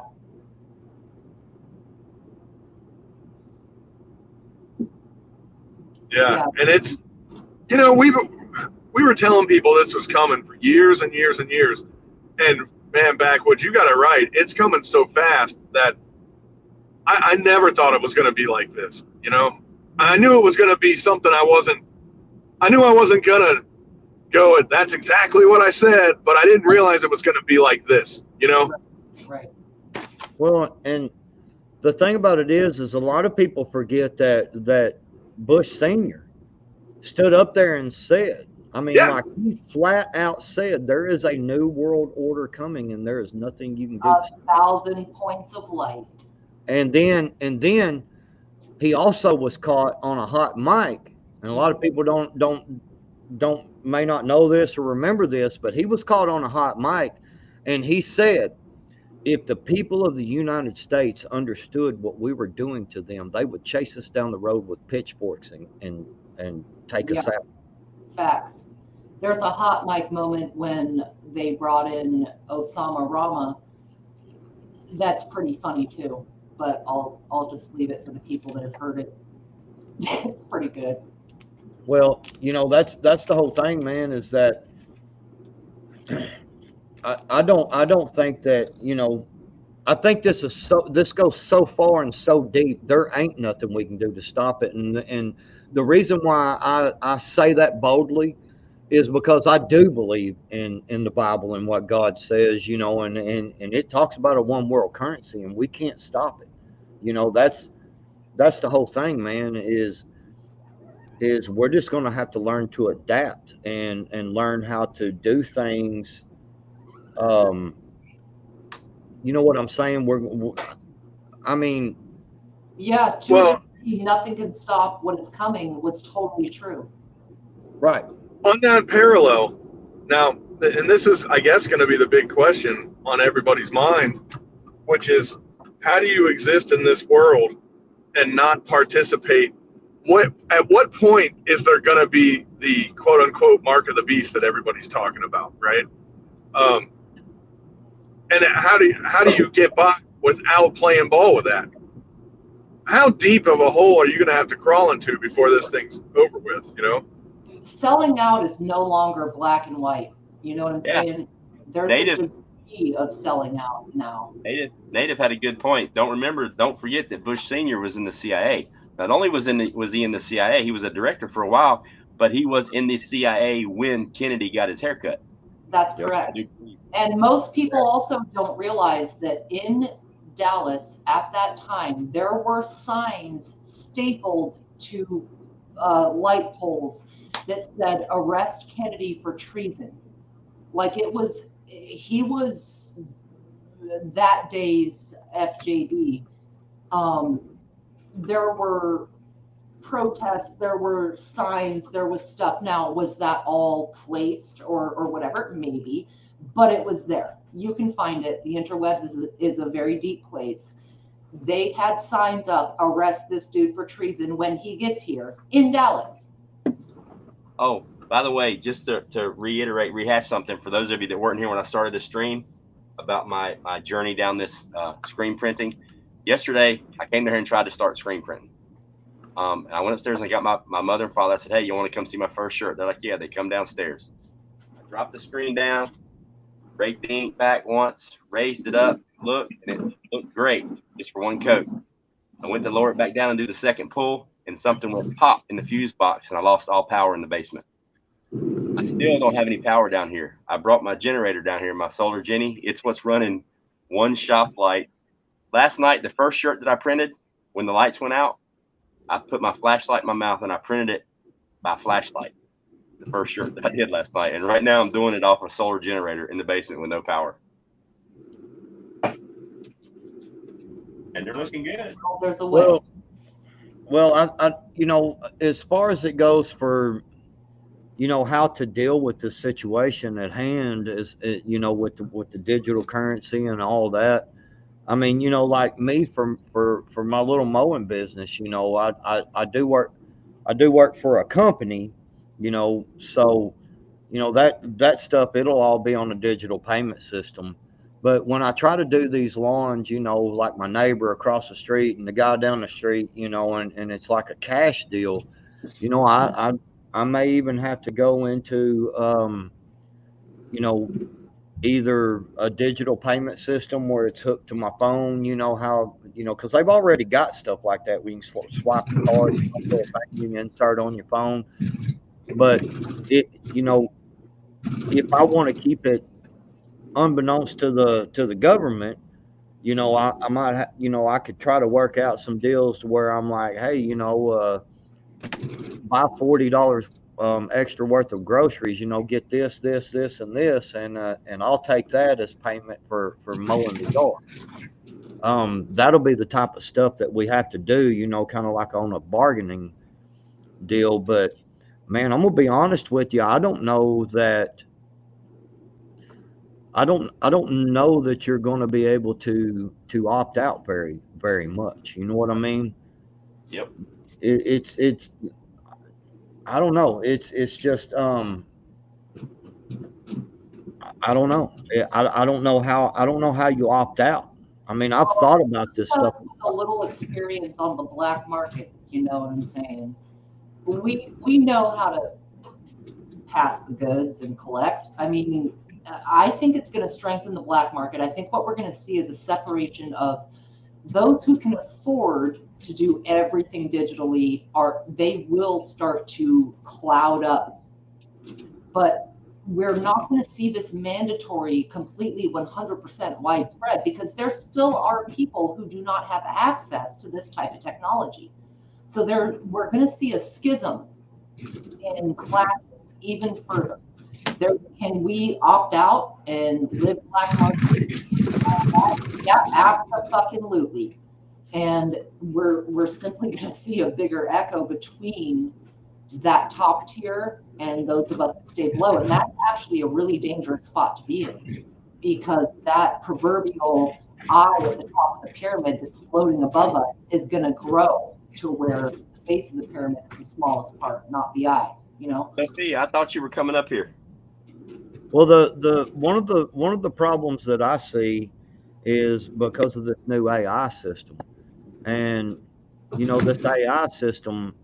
I mean, they can program in, you know, because they've already got digital receipts on all of us. I mean, tell me who don't use a debit card. You know, it's very, very few and far between, you know, that people don't use debit cards anymore. You know, and I see them people, I pay cash for everything. Okay, well, good. You got to get that cash from somewhere. And the system that they're wanting to implement, you're going to have to show where the hell you're spending this cash at. You know what I'm saying? The problem is it's not going to be cash anymore. It's going to be digital. They're going to do away with cash. Yeah, they're going to nullify the value of that cash. Exactly. It'll be like at the end of the Civil War, a wheelbarrow of Confederate money couldn't buy a loaf of bread, you know, because everybody knew it was worthless. And right. That they'll do that to the dollar for sure. The paper dollar's done. You know, it's paper now. It's worthless today, but we believe that it has value, so it does. It's a fiat currency, you know. Right. They're already doing that. I went to the dollar store 2 days ago and I had a fucking blast. I went in there for oven cleaner because the dollar store oven cleaner for $1, it's the shit. They didn't have the oven cleaner and I still spent $75. I tried to pay with cash and the dude I hand my cash to immediately calls for a manager because so my point is you won't be able to pass cash because they're going to make it so much of a fucking hassle. I had already held up the line with $75 items. There was a line of people behind me.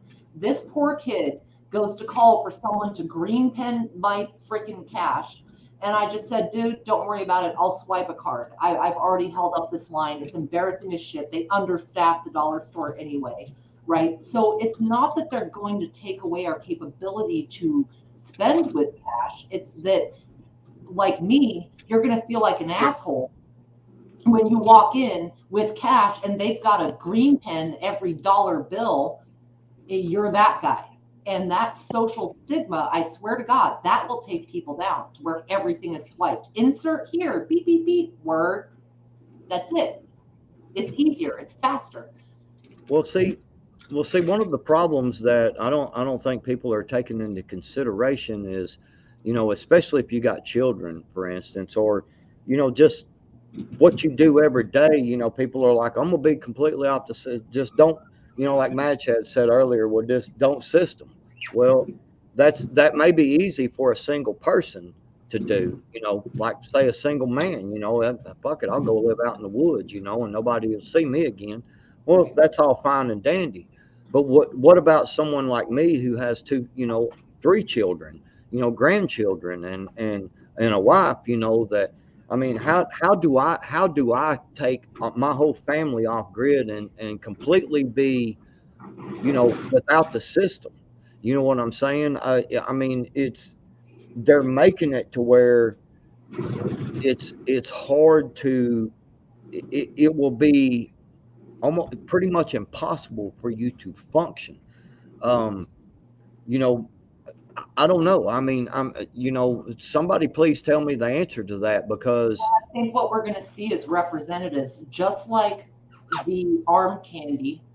You might have one family member sacrifice themselves to be able to work to provide for the rest of everyone that they would not have to eat the candy. And so I see the same thing with the digital thing. You might have one family member, let's say the patriarch of the family, willing to go out and deal with all of that shit, the digital, whatever, etc., so that the rest didn't have to. And that's only going to work for a generation or two. Like ultimately, all of these things that we're fighting and resisting coming on in 2 generations, everything we're bitching about is completely fucking moot because it will be fully enacted. No one will have a choice. They won't even have the insight or fighting spirit that we had to change it. Do we have that fighting spirit? I believe it starts in the home. Do I drill my children? Fuck yes, I do. Will they drill theirs? That's why I say it might take 2 generations. Am I drilling mines? I sure am. Did my parents get drilled by theirs? They sure did. Do we all look back and mock the previous? Do I mock my grandparents somewhat? I sure do. Because like, hey, you guys were in a certain time where you thought about things this way. Well, I don't see it that way. You know what I mean? So it will be bred out. It will be totally bred out. well, I think I think it's something that nobody else is taking into consideration during this, because they're, Sophia's saying they're making sacrifices. Betty's talking about, this and I get it. I'm not trying to discourage anybody at all, but have you thought about your neighbors? Mm-hmm. Have you thought about the fact that the federal government could say, you know what, I'll put $1,000 more credit onto your digital currency, into your digital account, if you let us know if there's someone who is cheating the system. You see what I'm saying? We all got to be in this together to have the system to work smoothly. And if you've got people near you or people out out there who are cheating the system, we'll put $1,000, $2,000 more because it's all digital money anyway. It's just push a few buttons. And you know what I'm saying? I mean, what about them people? Because we know that people done that during the coup, right? Mm-hmm. People told on people. People Right. pointed people out. People ratted people out. You telling me that you ain't going to get ratted out? I I think don't it know. depends I on where you just are. I huh? really do. I think it depends on where you are. Like, I have a sister in Mississippi, and they didn't feel anything of all of this. Here I am in the Pacific Northwest. Did I feel the squeeze? I sure did. Was any of this even really a gaseous burp in their lives? Not really. And that's one thing that can kind of tell you how the psyop works. You know what I'm saying? Like, why didn't the Amish get it? Why didn't people in the deep South get it? Why didn't You know what I'm saying? It was very concentrated and it worked. Fear is the tool. Fuck fear. Ever since 2001, anytime I fly, I tell myself I'm not going to let the terrorists win. Because pre 2001, I worked for the airline. I flew all over the world, whatever. I didn't give a fuck. After that, it shifts your perspective because of the psyop. Like, well, let's be scared of everyone who looks brown with a beard now. So anytime I get on a plane, I say, well, not going to let the terrorists win. Let's go. And it's kind of like a tongue-in-cheek joke. But what I'm saying is fear is the tool, the fear and the unknown. Well, you know, it's not a thing of fear or a thing of, you know, God, I don't, you know, there's nothing. I mean, I don't know. It's just, you know, I'm trying to bring up things that I sit around and think about, you know, how can I do this? You know, kind of like a battle plan. You know, in a battle plan, you don't just go, hey, you know what, the enemy's over there, we need to go kick their ass. Let's go kick their ass. I mean, I guess if you got millions and millions of soldiers, that's fine. But you know, if you only have you know, a certain, you know, you got you, your kids, and your spouse. Well, Hey, Billy. but Truth be told, he's flying in an airplane right now with a parachute.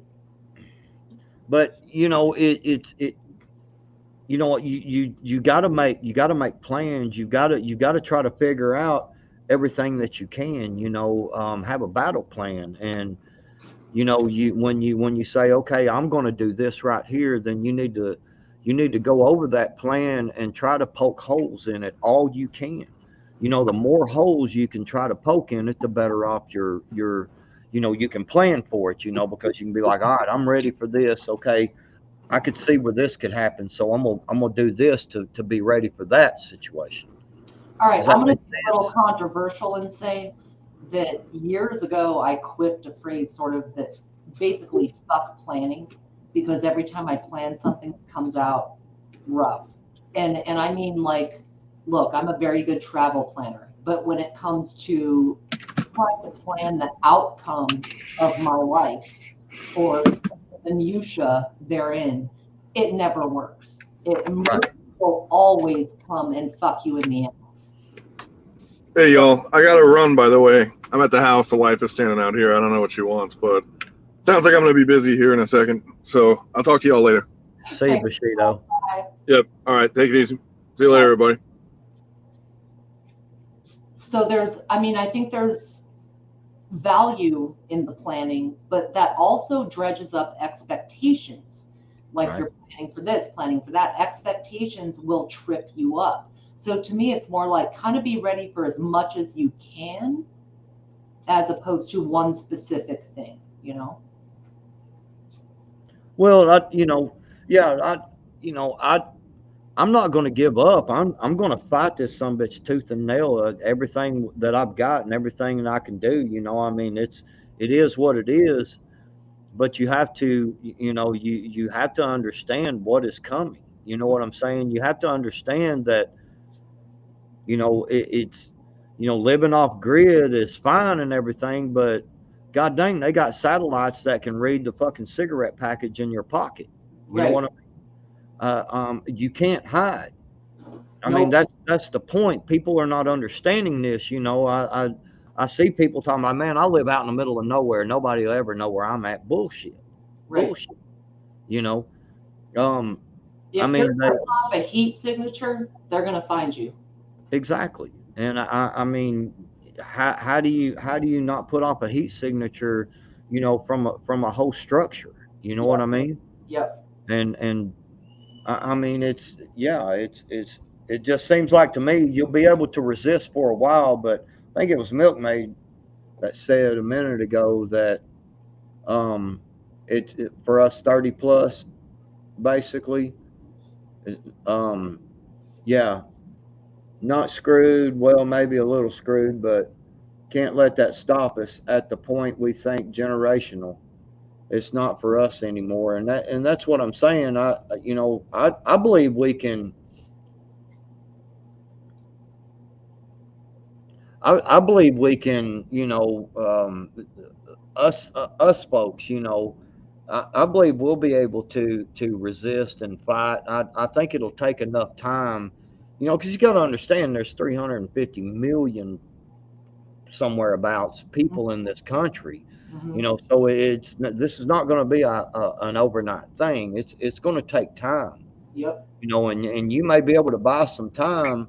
With if you've got cattle and you've got rabbits and you got a nice sized garden. I mean, how do you? But again, how do you hide that shit? You know what I'm saying? How do you hide a garden big enough to feed a family of 4? The funny thing is I have all these thoughts of mine thinking about my children, but I can't control if that's how they're going to think once I'm gone. Right. Like you just instill what you can. That's all we can do is invest wisely. I don't mean invest. I'm not saying invest in the stock market. I'm saying invest in your families, invest in your community, invest in your people.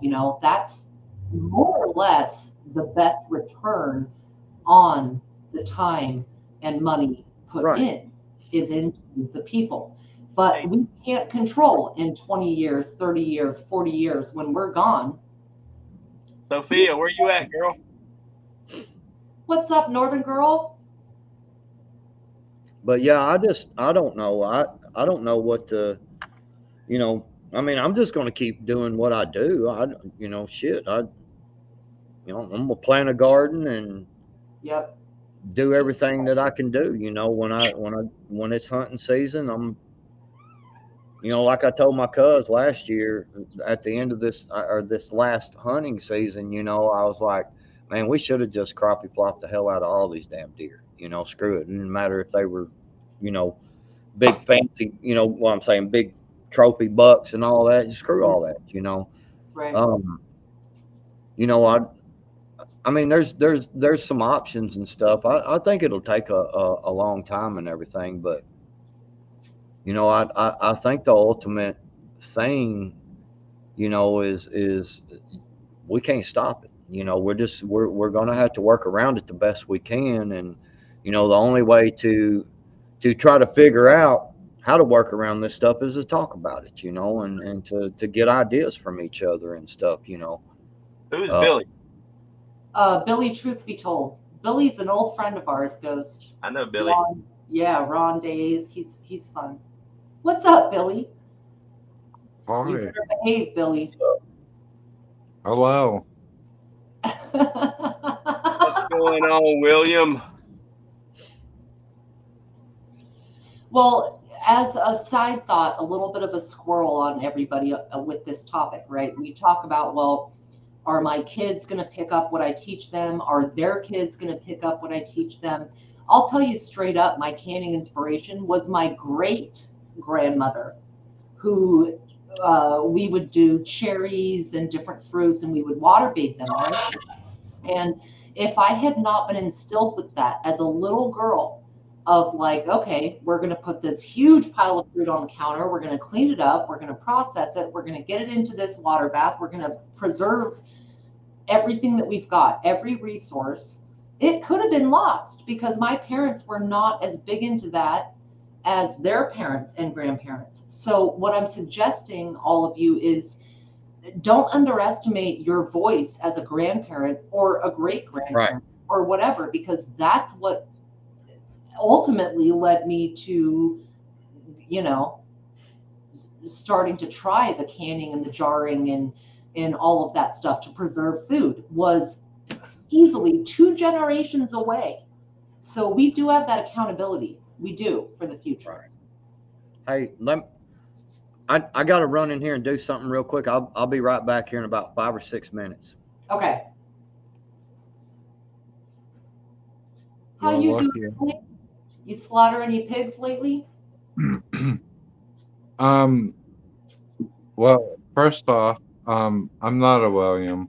I am actually a Billy. Ooh. The same. Yeah, I've been doing the farm work. Working on steer right now. Not a lot of people know where their steaks come from. I do now. It took me about 3 years to the point to where I can do some of that stuff. So, Okay, so when you say you know where it comes from, have you actually broken down a steer? well, I think basically that's what I'm saying. It's taken me about 3 years from when I started. I don't do this full time, so I'm just an amateur. Uh, but I do command like really high cuts of meat and very precise stuff. I'm not saying that it's not messy or anything. Um, yeah, I've actually been hanging cow and I've been raising them and it yeah, I don't know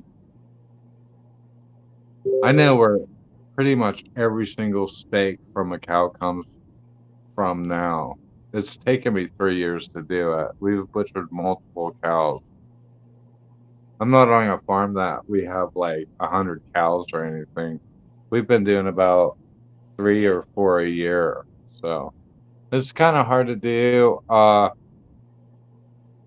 It's not impossible for like a startup prepper to do.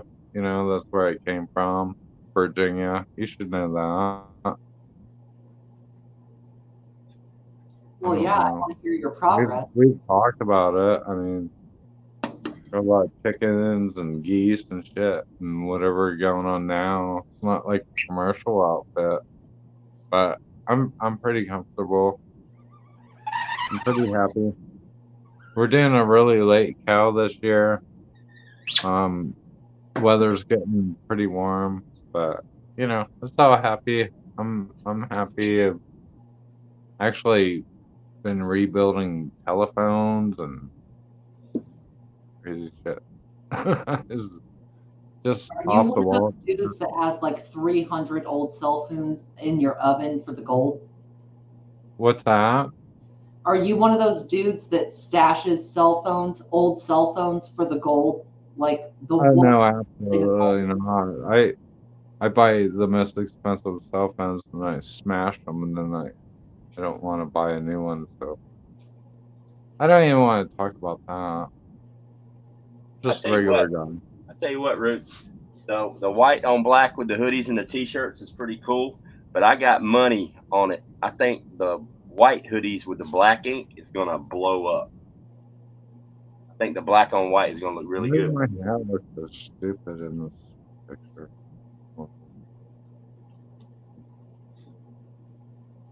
Looks pretty dumb. Can't hear you. Yeah. Ooh, tanning hides. Yes, Betty.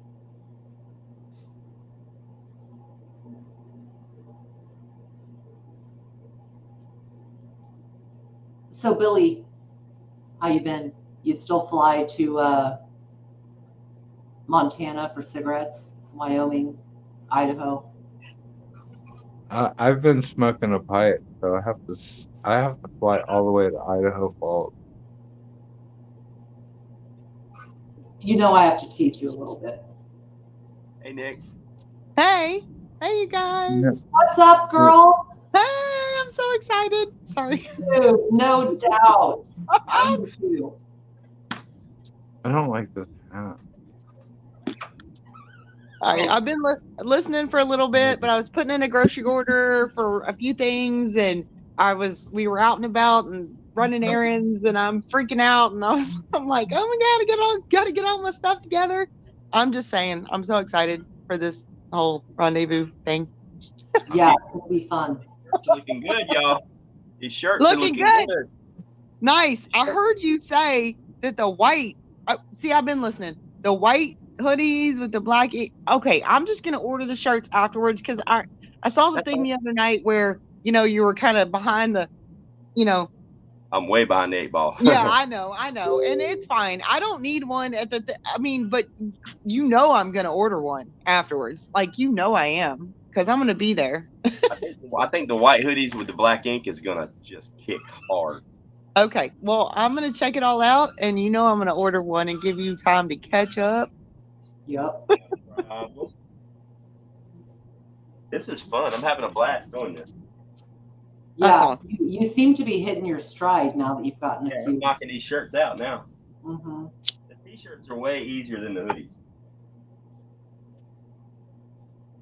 Anyway, I was, oh God.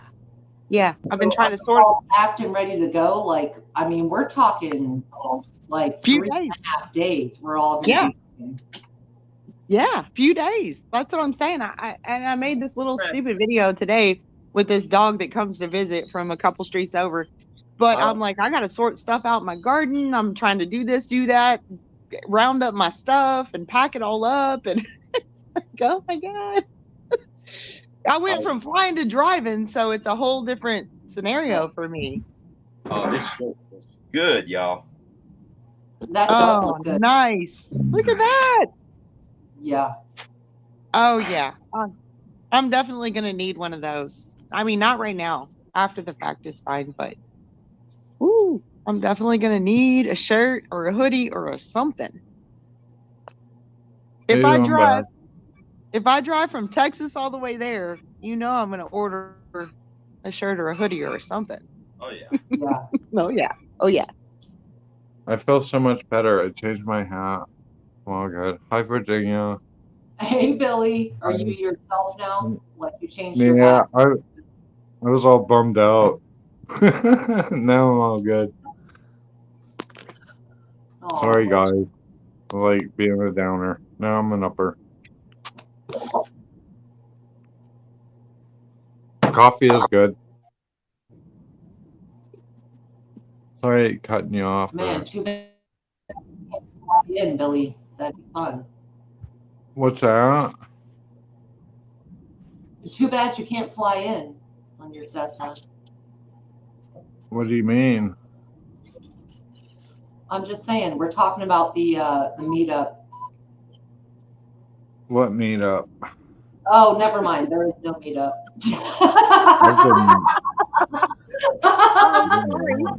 I thought we were talking about the meetup. I'm all excited. I'm leaving in like 3 days, dude. I'm driving for 24 hours. It's going to be great. Where? North Carolina. Oh, I'm sorry. I didn't know. I just jumped. I'm new. I'm brand new here. I had no idea what the hell you were talking about. Oh, you're not new, Billy. I'm what? You're not new. But Nikki's gonna come make some hamburger soup, otherwise called chili no beans. Yeah, Texas chili, quick Texas chili. Yeah, I'm gonna make the quick version of Texas chili. Honestly, I think it's a good thing that you don't use beans in your chili because we don't need that at a camp out. Like we don't need Sharts extra is not a euphemism in this case. I agree. No extra gas. Do you realize? Here we go. You do realize that the English eat beans with their breakfast, right? Yeah. Yeah. But they eat those nasty breakfast. We're talking about chili. No wonder the guy on the left side of the road, They eat those nasty sweet beans. Mm-hmm. Yeah, like the pork and beans. Oh, gross. Bad. Man, yuck. Milk bait, I cannot guarantee that, but I'll try. So, Bill, do you put beans in your chili? Pardon me? Do you put beans in your chili? Absolutely not. Ooh, Nikki! Oh shit! You have a northerner on your side. Oh my God! I was about to ask. I was waiting on the response to that, but I was about to ask, where's Billy from? Because he's not in Texas. I'll tell you Oh, that. damn. Yeah, Okay. No, he's a northerner. I put brisket in my chili. That's what I do. You grind it up yourself? You Smoked grind it? brisket. I Yep. put smoked brisket in my chili, and I don't need no beans. Fuck them beans. Oh, that's Who the not hell wants to fart all day? right. I wouldn't do that to my clients. I wouldn't do that to myself. Why would you Oh. want to do that? Oh, let's everybody have a fart contest. It's not Smoked third grade, man. in chili is not a thing, even in Texas. Like brisket is brisket. We don't pre-cook our brisket and then make chili out of it. I'm But telling you what I whatever. do. I don't care what you do in Texas. Yeah. No, I know. No, I'm but you're making the same kind of thing she makes. Like this is a Yeah. long-going debate. The Yeah. beans or no beans in chili. So Oh, this question is not new. We've been debating this for almost no. 2 years. almost Like, 2 Oh. years. Yeah. yeah. Yeah. So what's the debate? Let's clarify this so that I Does can chili put my have beans? actual. I don't want to be like some willy-nilly guy. Let's clarify Well, all. Let's the debate arrange it so. the debate is whether or not chili has beans. And honestly, it kind of depends on where you're from. I wouldn't say there's a winner right now as far as that, but that's the debate. You put beans in your chili or not. Yeah, I don't. That's actually pretty good, Virginia. That is literally going to cause a study. I am actually going to have to research that a little bit. So, what say you? I can't do the finger thing.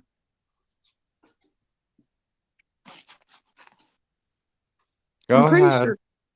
I'm pretty sure everyone on the panel but me does put beans in their chili. But that's okay.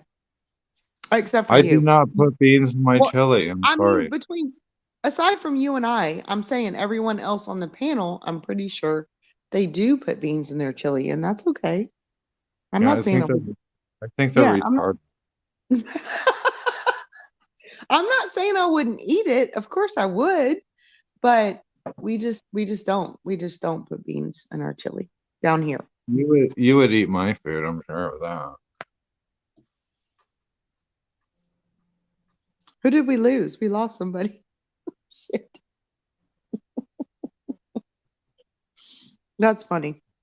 It looks like I live in a dark cave or something. Dark cave. Well, I'm in a dark house. Oh man. You don't put beans in your chili? I'm coming No. over. Whenever you have chili night shit, man, you probably put cheese in it then, right? No, no, sir. I make Texas chili. There's Almost got ya. two different kinds of Texas chili. There's the quick chili and the Texas red, and they're very different. So I'm gonna make the quick chili at when we go camping, because it's camping. Quick chili's easier than Texas red because you got to do that whole reconstituted I don't dry like chili. it. I don't like nothing about it, actually. Okay.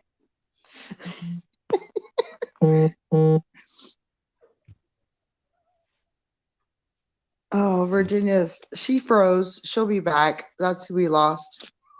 She needs to play. Well, Virginia froze up. She'll be back.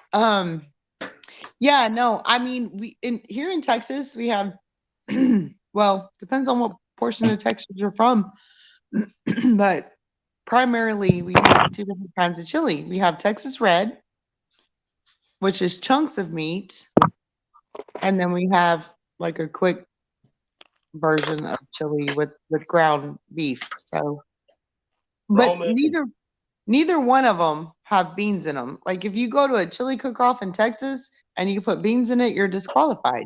Like it's where's just not a chili thing. from? I don't even know. I really don't know where chili is from. In all of my culinary experience, I have no idea where chili actually. I've never cooked it. I don't have to. It's from It's like Texas. a without any class. I don't even know what it is. What is Well, it? what? Traditional chili, at least for us, is from Texas or Mexico. Like that's where we get that's why we call it Texas red. It oh man, it's made with chunks of meat All and right. dried chilies. Upon further review, 5-yard penalty. Oh God. You're Okay. done. I don't think I don't even think that chili is an actual food. Okay. What are we doing? Are we But I don't think chili's an honest food. I don't think it's an actual food. You don't think it's an actual food? Yeah, I Okay. don't think it's an actual food. I think it's some hodgepodge of like Americana and Southwestern Tex-Mex. But I never even heard of it. Chili. No, Tomato. it is definitely not. It is definitely not some Americana Tex-Mex something. There is Yeah, there definitely we go. a I'm history, at least in Texas, with chili. gonna get to the bottom of Long, this right iconic now. food. We're gonna get to the bottom of it. Gonna do it. Oh If my it's not in God. this book, we're not making it. So Okay, I'm just saying, chili is the national dish of Texas. now And chili rellenos. Man, well, I was spot. yeah, Or- chili rellenos No, are good, but that's not what we're talking about. We're talking we're about a talking pot about of chili. Now, see, chili chili. rellenos and chili have nothing in common, Yeah. except that they're Oh, maybe cooked, maybe hot or something. You're talking about. All right, we're gonna do it. Where's Virginia? We need her support. she's Telling you. coming back. She's coming Okay. back. She was having Really problems with great. her internet. Oh my God. Where do you live? Where are you from, Billy? Wyoming. Wyoming. No wonder. No wonder No why. wonder why. You don't know anything about chili. Real chili. Is that Is true? that true? What? I'm coming back I'm for coming back Nikki. for Nick. Put something up over. No, chili is the national dish of Texas. Like for real. That's what I'm saying. You're not from Texas, so clearly you don't know anything about real chili. I was actually born in Texas. You were what? Yeah. Yeah. You were what? Yeah. Yeah. Is Billy stoned or is it just me? Like I'm not sure what's going on here. Like, are you stoned or something? Like, I just keep hearing yeah. I am My- stoned, and so are you. That's What? him normal. Oh my God! See, this Billy, I don't know. This is not the Billy that I know. This is not. I okay. I'm All going right. to tell you the history of chili directly, you know, because I am a food moron.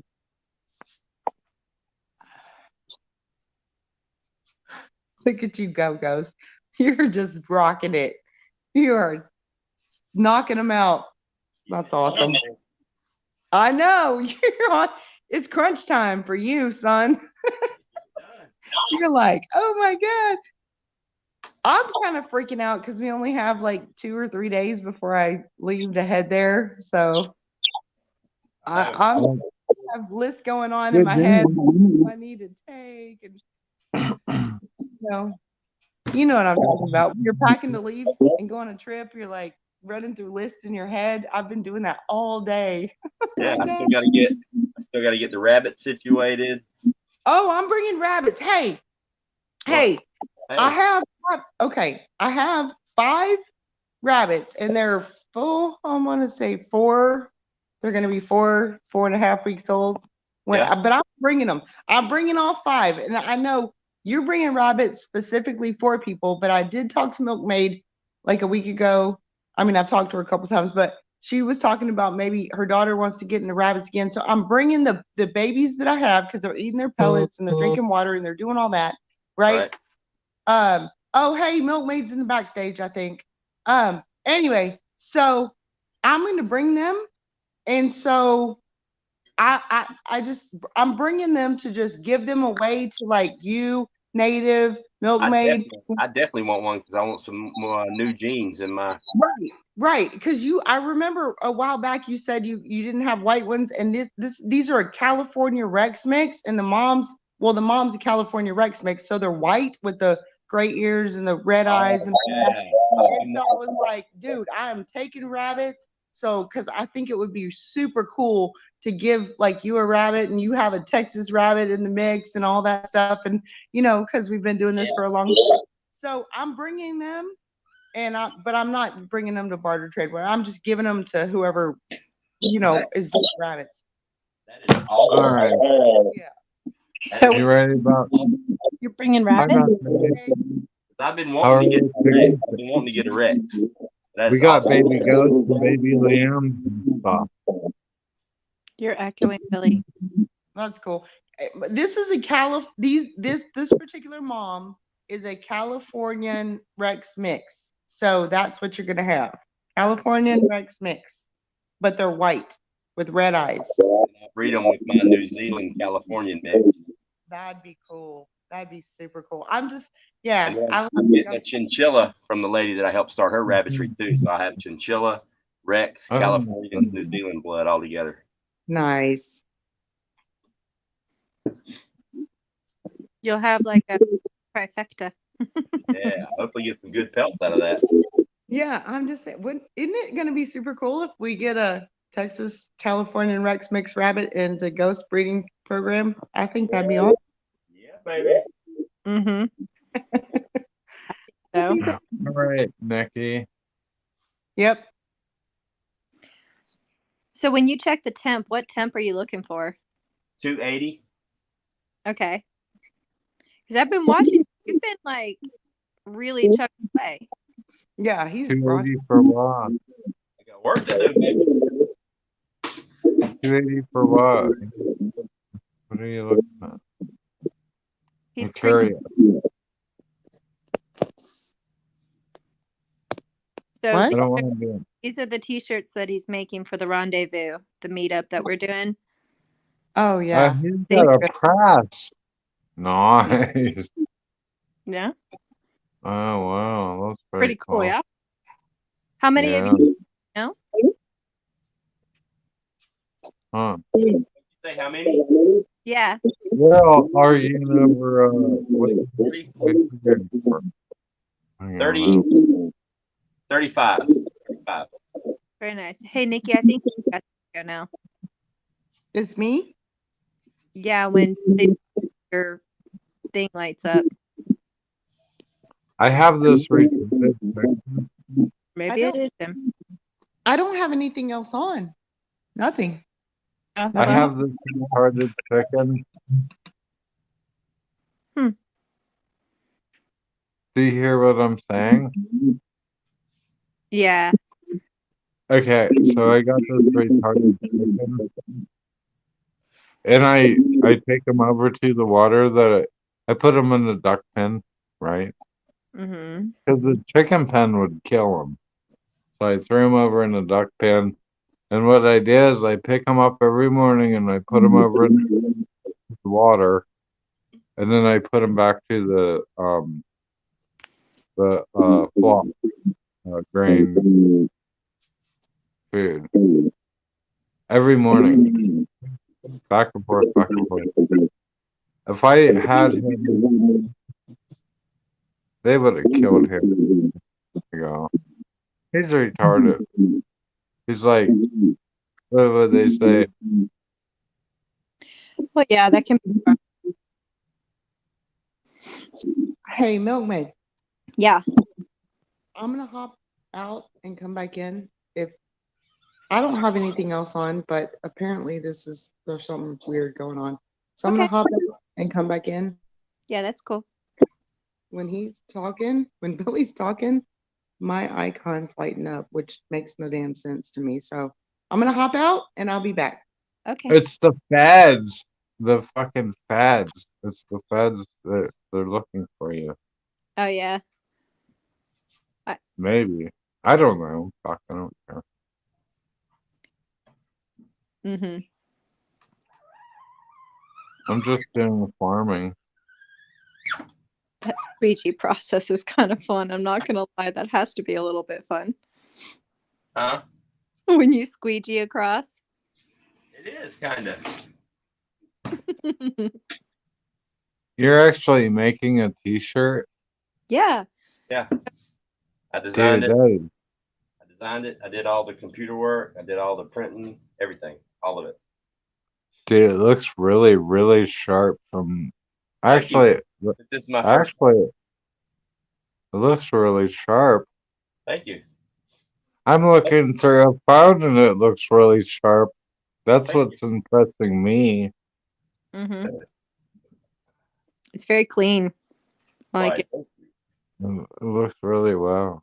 I hope everybody likes them. Once I get more practice, I'll be better. I mean, this is my first time ever doing it, so. No way. Yep. Yep, we got to witness it. It's rather cool, honestly. I didn't realize how much. I can't believe how sharp it is. I don't know you guys, and I'm sorry. I'm Billy, so hi. I'm a moron or whatever, but That's Billy. that's really cool. Damn! Black on white. Man, that's really cool stuff. You guys are really cool people to know, I guess. If I Yeah, my want website should be ready to go in the next 3 weeks. I don't have any. I can't buy any t-shirts. I've already got about a dozen cool shirt designs. Oh yeah? Dude, that. Have you I already I got mean, that's just all get- cool as I fuck. get drunk as shit, and then I start writing down political stuff and funny sayings, and then the next morning I read it. I'm like, oh Oh, man, that'll fuck work. off, dude. No way. That's how I come up with cool shirts. Dude, I'm gonna throw this shit in the fucking trash if you're saying that shit, man. You gotta be kidding me. Ghost? Do you remember T-shirt Hell? Wow. Yeah. Yeah. This is All the- CIA makeup. Yeah. Fuck you. That's what they say. Dude, you guys are awesome. Wow. Fucking right on. So, Billy, how's the farm been? Good?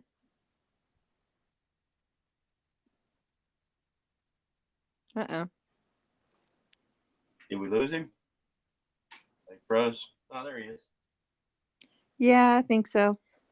Billy, she asked you a question. Do I need to answer? Hey, Virginia's in the back there, Ghost, when you get a chance. Yeah, you sound like a fucking fag. What do you think? Should I fucking elbow you from the left? Or Oh. should I elbow you from the right? Both of us. Oh, I saw the message. Little piggy, let me in. I think that was Virginia. yeah, I'm pretty. Really? Yeah, I think she's here too.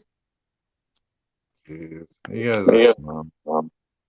Anyways, whatever. What? Why is it? Am I echoing? Hey, Okay. What have y'all been doing? I don't have anything else on. That's so bizarre. try trains. Try what? it's a fucking friend. Sorry, You my guys computer crashed. Hey. All right, turn this shit out. Quit doing that shit. Nikki, I think you have an echo. Is your YouTube on? Fucking Listen, straighten this shit out. I don't have Seriously. anything on, but when Billy's talking, you see my icon. It lights up. He's talking. Oh, and fucking whatever. Just fucking straighten it out. I don't have to fucking restart my phone or what. It might be. Yeah, Billy, you might have to restart. Like there's an echo. Come on, we can all get along. If you really No, want to. You can get some ass. You can get some balls or whatever the fuck you do. Mm-hmm. We don't care. Fucking quit doing that. Who? Fucking idiot. Yeah, Dumbass. for real. When he talks it, Nikki, are you sure you don't have your YouTube on? When I Come on, seriously. Yes, ma'am. Like, I'm I sure. like these I'm people. literally on Come my on. phone, and there's nothing else in my house on. okay, so it's Billy. Billy's the Fed. It's Or, kind of freaking me out a little bit here. yeah, now we know. I just muted Billy, so is it still happening? No. No, it's not. That's weird because it was coming from Nikki when Billy was talking. On your end, Billy. It's doing the same thing when you're talking. Like my little icon looks like it's, like it's me talking. What? Which, When I'm talking?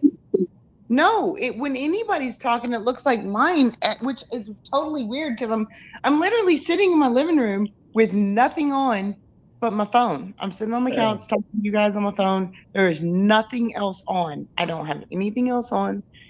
It's I Sound don't fine. know. Okay. Sound fine now. Yeah. Yeah, that's weird. It does sound fine. Yeah, that's Oh. your setup, Billy. I'm gonna drop you off. See if you can get it figured out. Yeah, I don't. Restart, Billy.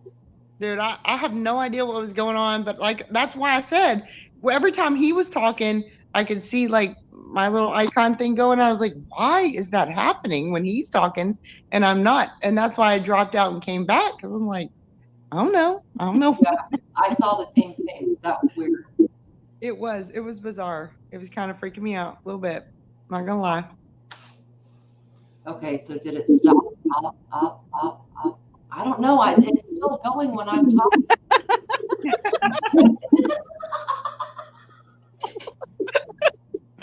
It's on my end. It's weird. Oh, sorry.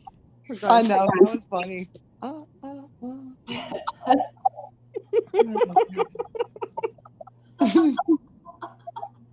Sorry, Ghost. Oh, that's all right. You do you, boo boo. Yeah, we're just playing around. We're gonna have so much fun this weekend. Oh my goodness. I think it'll be fun to meet everybody. I really, really look forward to meeting everybody that we see in chat all the time. Mhm. On panel. I think that would be really awesome. I think Leslie and Laura, right? Oh Lady yeah, said she was going to try to come. it's gonna be so much Jen. fun. Be a bunch of people. Yeah. For me, like there are some people that we don't meet on panels, and I completely understand. Like most Right. of you know what most of us look like, but we still might kind of sit and hide behind our icons. Like it is what it is. But I have no idea. When I say we need name tags, I'm joking, not joking. Like I have no idea what some people that are coming. I'm stoked to meet them, but all I know is their name. Yeah. I think we could have some really cool conversations too. I'm really looking forward to that. Yeah. Hey, check it. Ooh. Oh. Wait, a hat? Nice. It's the roughed up trucker hat. It's all beat up. Dude, Nice. I want one too. I got two Yeah, of them to test out. I got two of them to test out to see if I can make it work. Well, make it work, honey. Right? Sachet Shantae. Make it work. You got it. I would love to have a hat. Actually, y'all know I love a hat. Yep. Hats are life. Right? Man, they're the best thing for bad hair days, of which I have a lot of. So, pop that hat on. Oh, I'm going to wear a hat the whole time so I can hide my resting bitch face. You do not. Oh yeah, these t-shirts are looking good. They are looking good from what I can see. They are looking good. I did not pre-order a t-shirt That's no big deal. because because you said we could order one later, and then I then I heard. I mean, I didn't catch it live because family stuff, but you were kind of like behind the ball or whatever and I was like, oh, I'm not gonna put that kind of stress on you. I will order one Right. later. I will order one later, and you can ship it to me, or I can like ship you a box and you can ship it back to me, or whatever needs to be done. But What size are you? well, it depends. If it's just a generic shirt, if it's like a men's shirt, Yeah. like a generic men's shirt, I would Yeah. say men's medium, just so that it's big enough, because I don't like really tight t-shirts, just a It regular. depends on whether the man is bloated with the beans in his chili. Right. Has the man had That's what I'm chili with saying. beans or without beans? If it's a Texas men's shirt, men's medium's fine. And even if it's a women's shirt, women's large. Even though I could probably get by with medium, but no, I go with men's medium on my barbecue shirts. Dude, this is why I do hoodies, because you can get Right. men's Yeah. extra large and still feel comfortable in it, Exactly. Oversized shirts are great. That's what I'm saying. Like t-shirts, I get men's medium for our barbecue shirts or My husband's whatever. so pissed off because he'll get a nice hoodie and he'll bring it home. Ooh, I like that. And you take it. And it's mine. Yep. So you ladies are bringing small shirts for the pillow fight, right? Yes. Word. Wait, what? Oh, we're doing. Oh, okay. I have some small shirts. I do. I got the 5-gallon jug of baby oil. Right? But All who for ordered pillow. the big Wait swimming a minute. pool? Do I need to bring an extra pillow? I think I need to bring an extra pillow. We need Right? down feathers, ultimate Right. plumage, Okay. Okay. down shirts, or at least Okay. wearable buttons, so a Walmart shirt. And you're Okay. you're in the pillow fight. Oh, we're having okay. This is okay. All right. I'm in. Okay. Yep. Dude, All I right. looked it up. You can order Jello for a baby swimming pool. Yep. That amount of Jello, that's a lot of Jello. It's a lot. That's what I was thinking. Prep size, man. Like, Oh, it's pay-per-view, Yankee. Pay-per-view. Oh my goodness. Oh my goodness. Oh my goodness. You know what I was doing earlier today, dancing around? I was literally listening to Pandora, like my, I don't know, random playlist thing, whatever. And I was like, we are totally having a dance party on Saturday. I kind of feel like that's going to happen. Maybe not. I don't know. Right. oh, Yeah. I'm probably just gonna sit in a chair and be boring. Whatever, like sing and dance. Like you don't have to. It's not a mandatory dance, but you know what I'm saying. Like a music kind of thing. You I know. agree. Music is life. Yeah, music thing. Not everybody has to dance, but I'm saying when I say dance party, I mostly mean it's all about the music, right? Well, Betty and Leslie, you can be judges for the snap down pillow fight. God, this is gonna be Well, bring placards absolutely nuts. through 10. American. I'm totally joking. There's no way I would do that. Yeah, I'm not. No, me either. Y'all know better. Y'all know we're just joking, right? Or at least I am. No, but I think Yankee nailed it with the pay-per-view. Like, if we get enough meteorologists dedicated to this, I think I can't see the chat, y'all. I don't have anything else going on. Well, thanks to the announcement of the pillow fight, I just got 15 more reservations for the.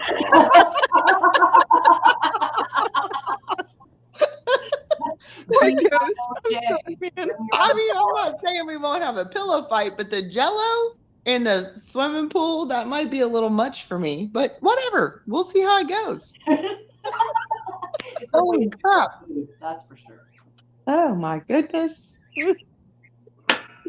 I was just thinking Saturday night dance party, but y'all are going with the Jello in the pool. Okay, all right. Yeah, Okay. gotta plant that seed because somebody will do it. Don't. It won't be me. Watch I'll it. be dancing. I'll DJ. I'll be the DJ. There you go. Okay.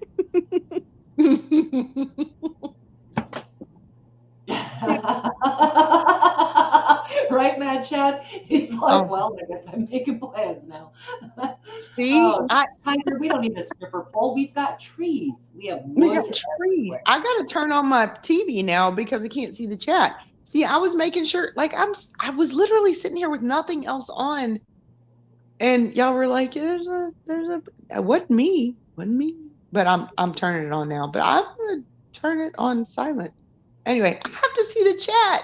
It's killing me. I can't see the chat. They're pretty funny in here.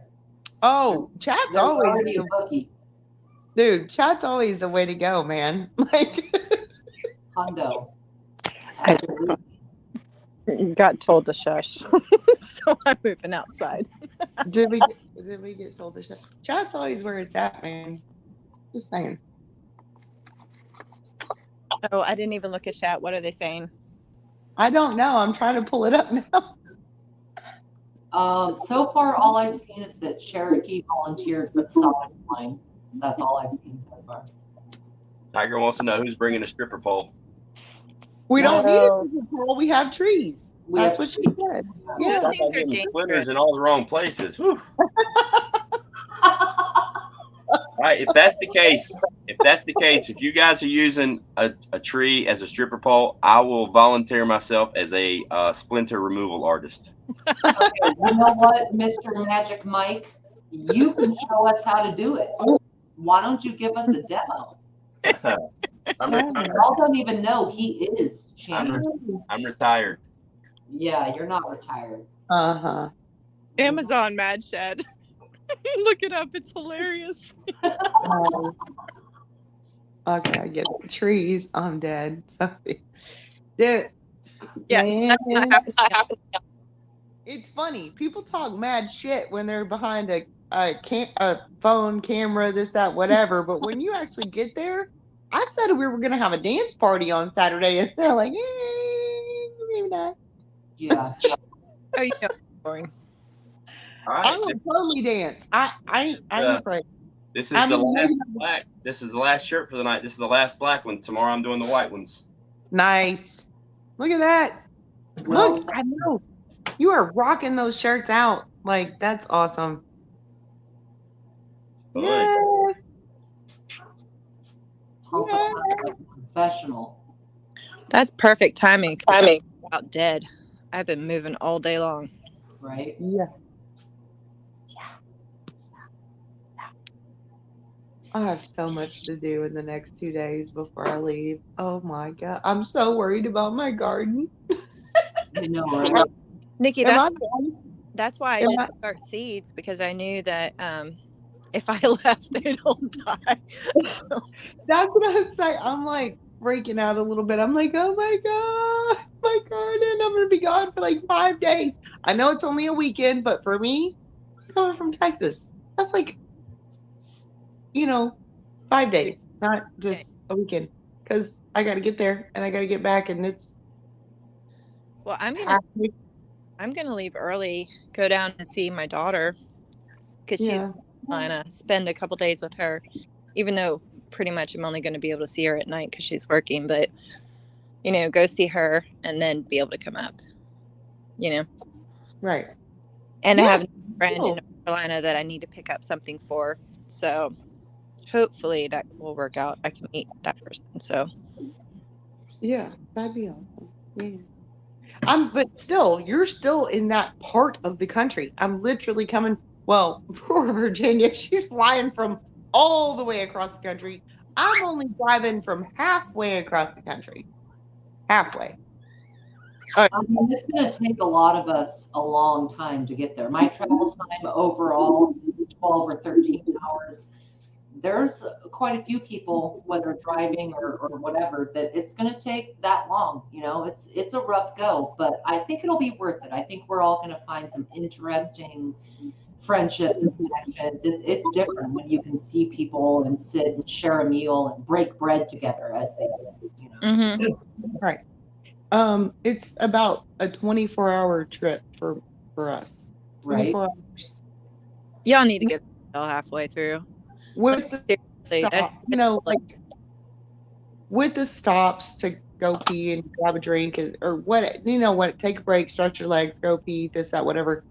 It's 20 plus hours driving straight on the Google Maps or whatever. But so it's going to take about my daughter and son-in-law. My son-in-law is from North Carolina, so when they did it, and I asked her this past weekend, we were all hanging out, and I was like, "How long did it take y'all to drive there?" And she was like, 24 hours, and I was like, with the stops and everything, like total time. And I was like, "Yep, that's what I figured. 24 hours. That's a whole day's trip." Right. Awesome. We're gonna do it. That is quite the drive. It's gonna be fun. It's gonna be fun. I can't wait. I'm so excited. It will be very fun. You will. Is that the last one, Ghost?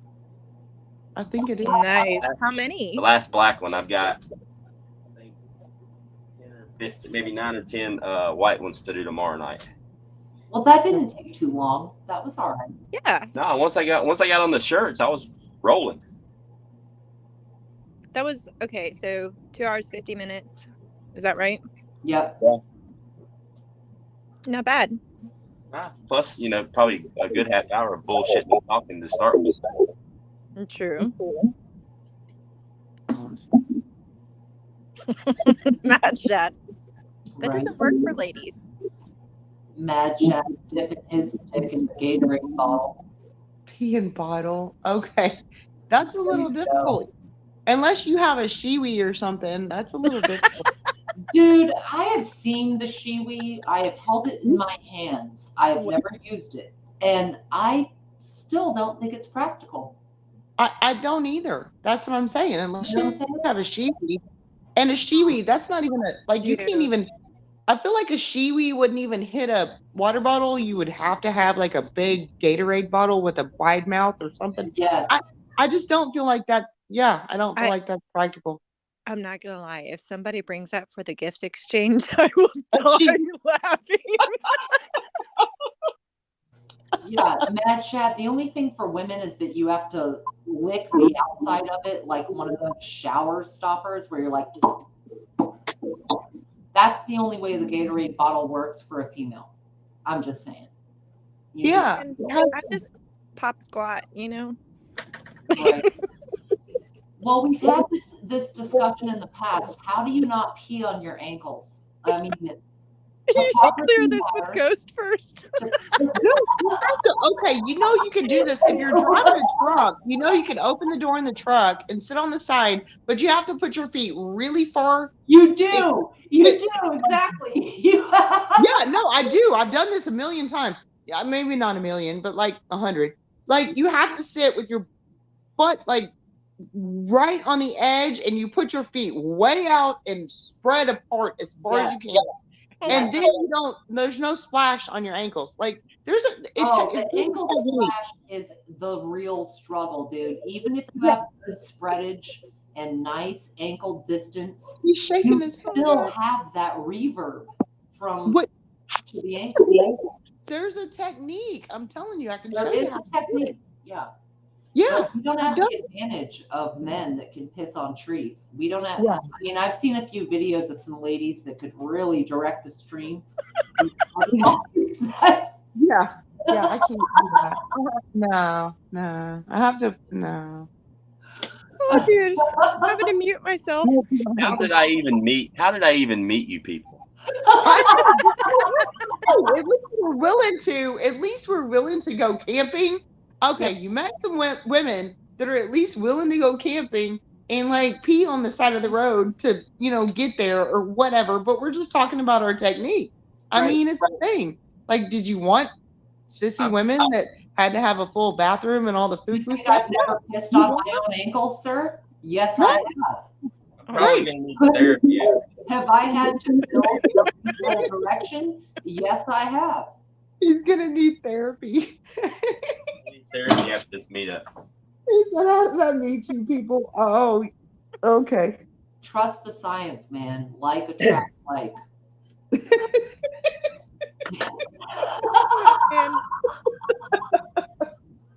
is gonna be so much fun. As a science teacher, Like attracts like. Welcome to the bad. What's up, Pilgrim? I hope you do come. Oh my God, if Pilgrim came, I'd be fucking stoked, man. See, that's kind of the Pop a chair next to me and we'll hang out, Pilgrim. I don't even give a fuck about the rest of them. Let's chill. that'd be funny. It'd be awesome. That'd be funny. Oh, Oh, wow. oh, How does it oh, all no. get here? Well, it's a rocky road, you know? Yeah. It's tulip season, so I feel like that's appropriate. This is Oh. true. You know, I'm jealous. My friend, her tulips are blooming and mine are just leaves. Oh, I've got tulips, narcissus, hyacinth. Whoa. This was such perfect timing.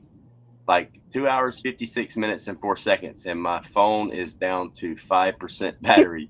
Thank God. I just got everything done. We're good. So, quick before my phone dies on me and this thing shuts down prematurely.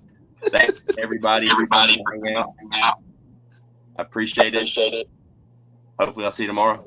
Thanks, I'm gonna guys. go live again tomorrow night at the same time and do the white shirts. Woohoo! See y'all later. Yeah, y'all have a good one. My phone's fixing to die. We'll see y'all later. Thanks everybody. Thanks everybody in the chat for hanging out. I appreciate it.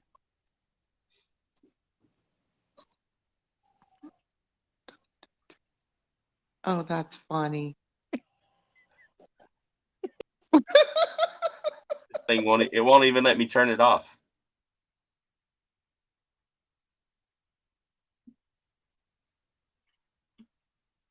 Thanks, Yankee. I appreciate that.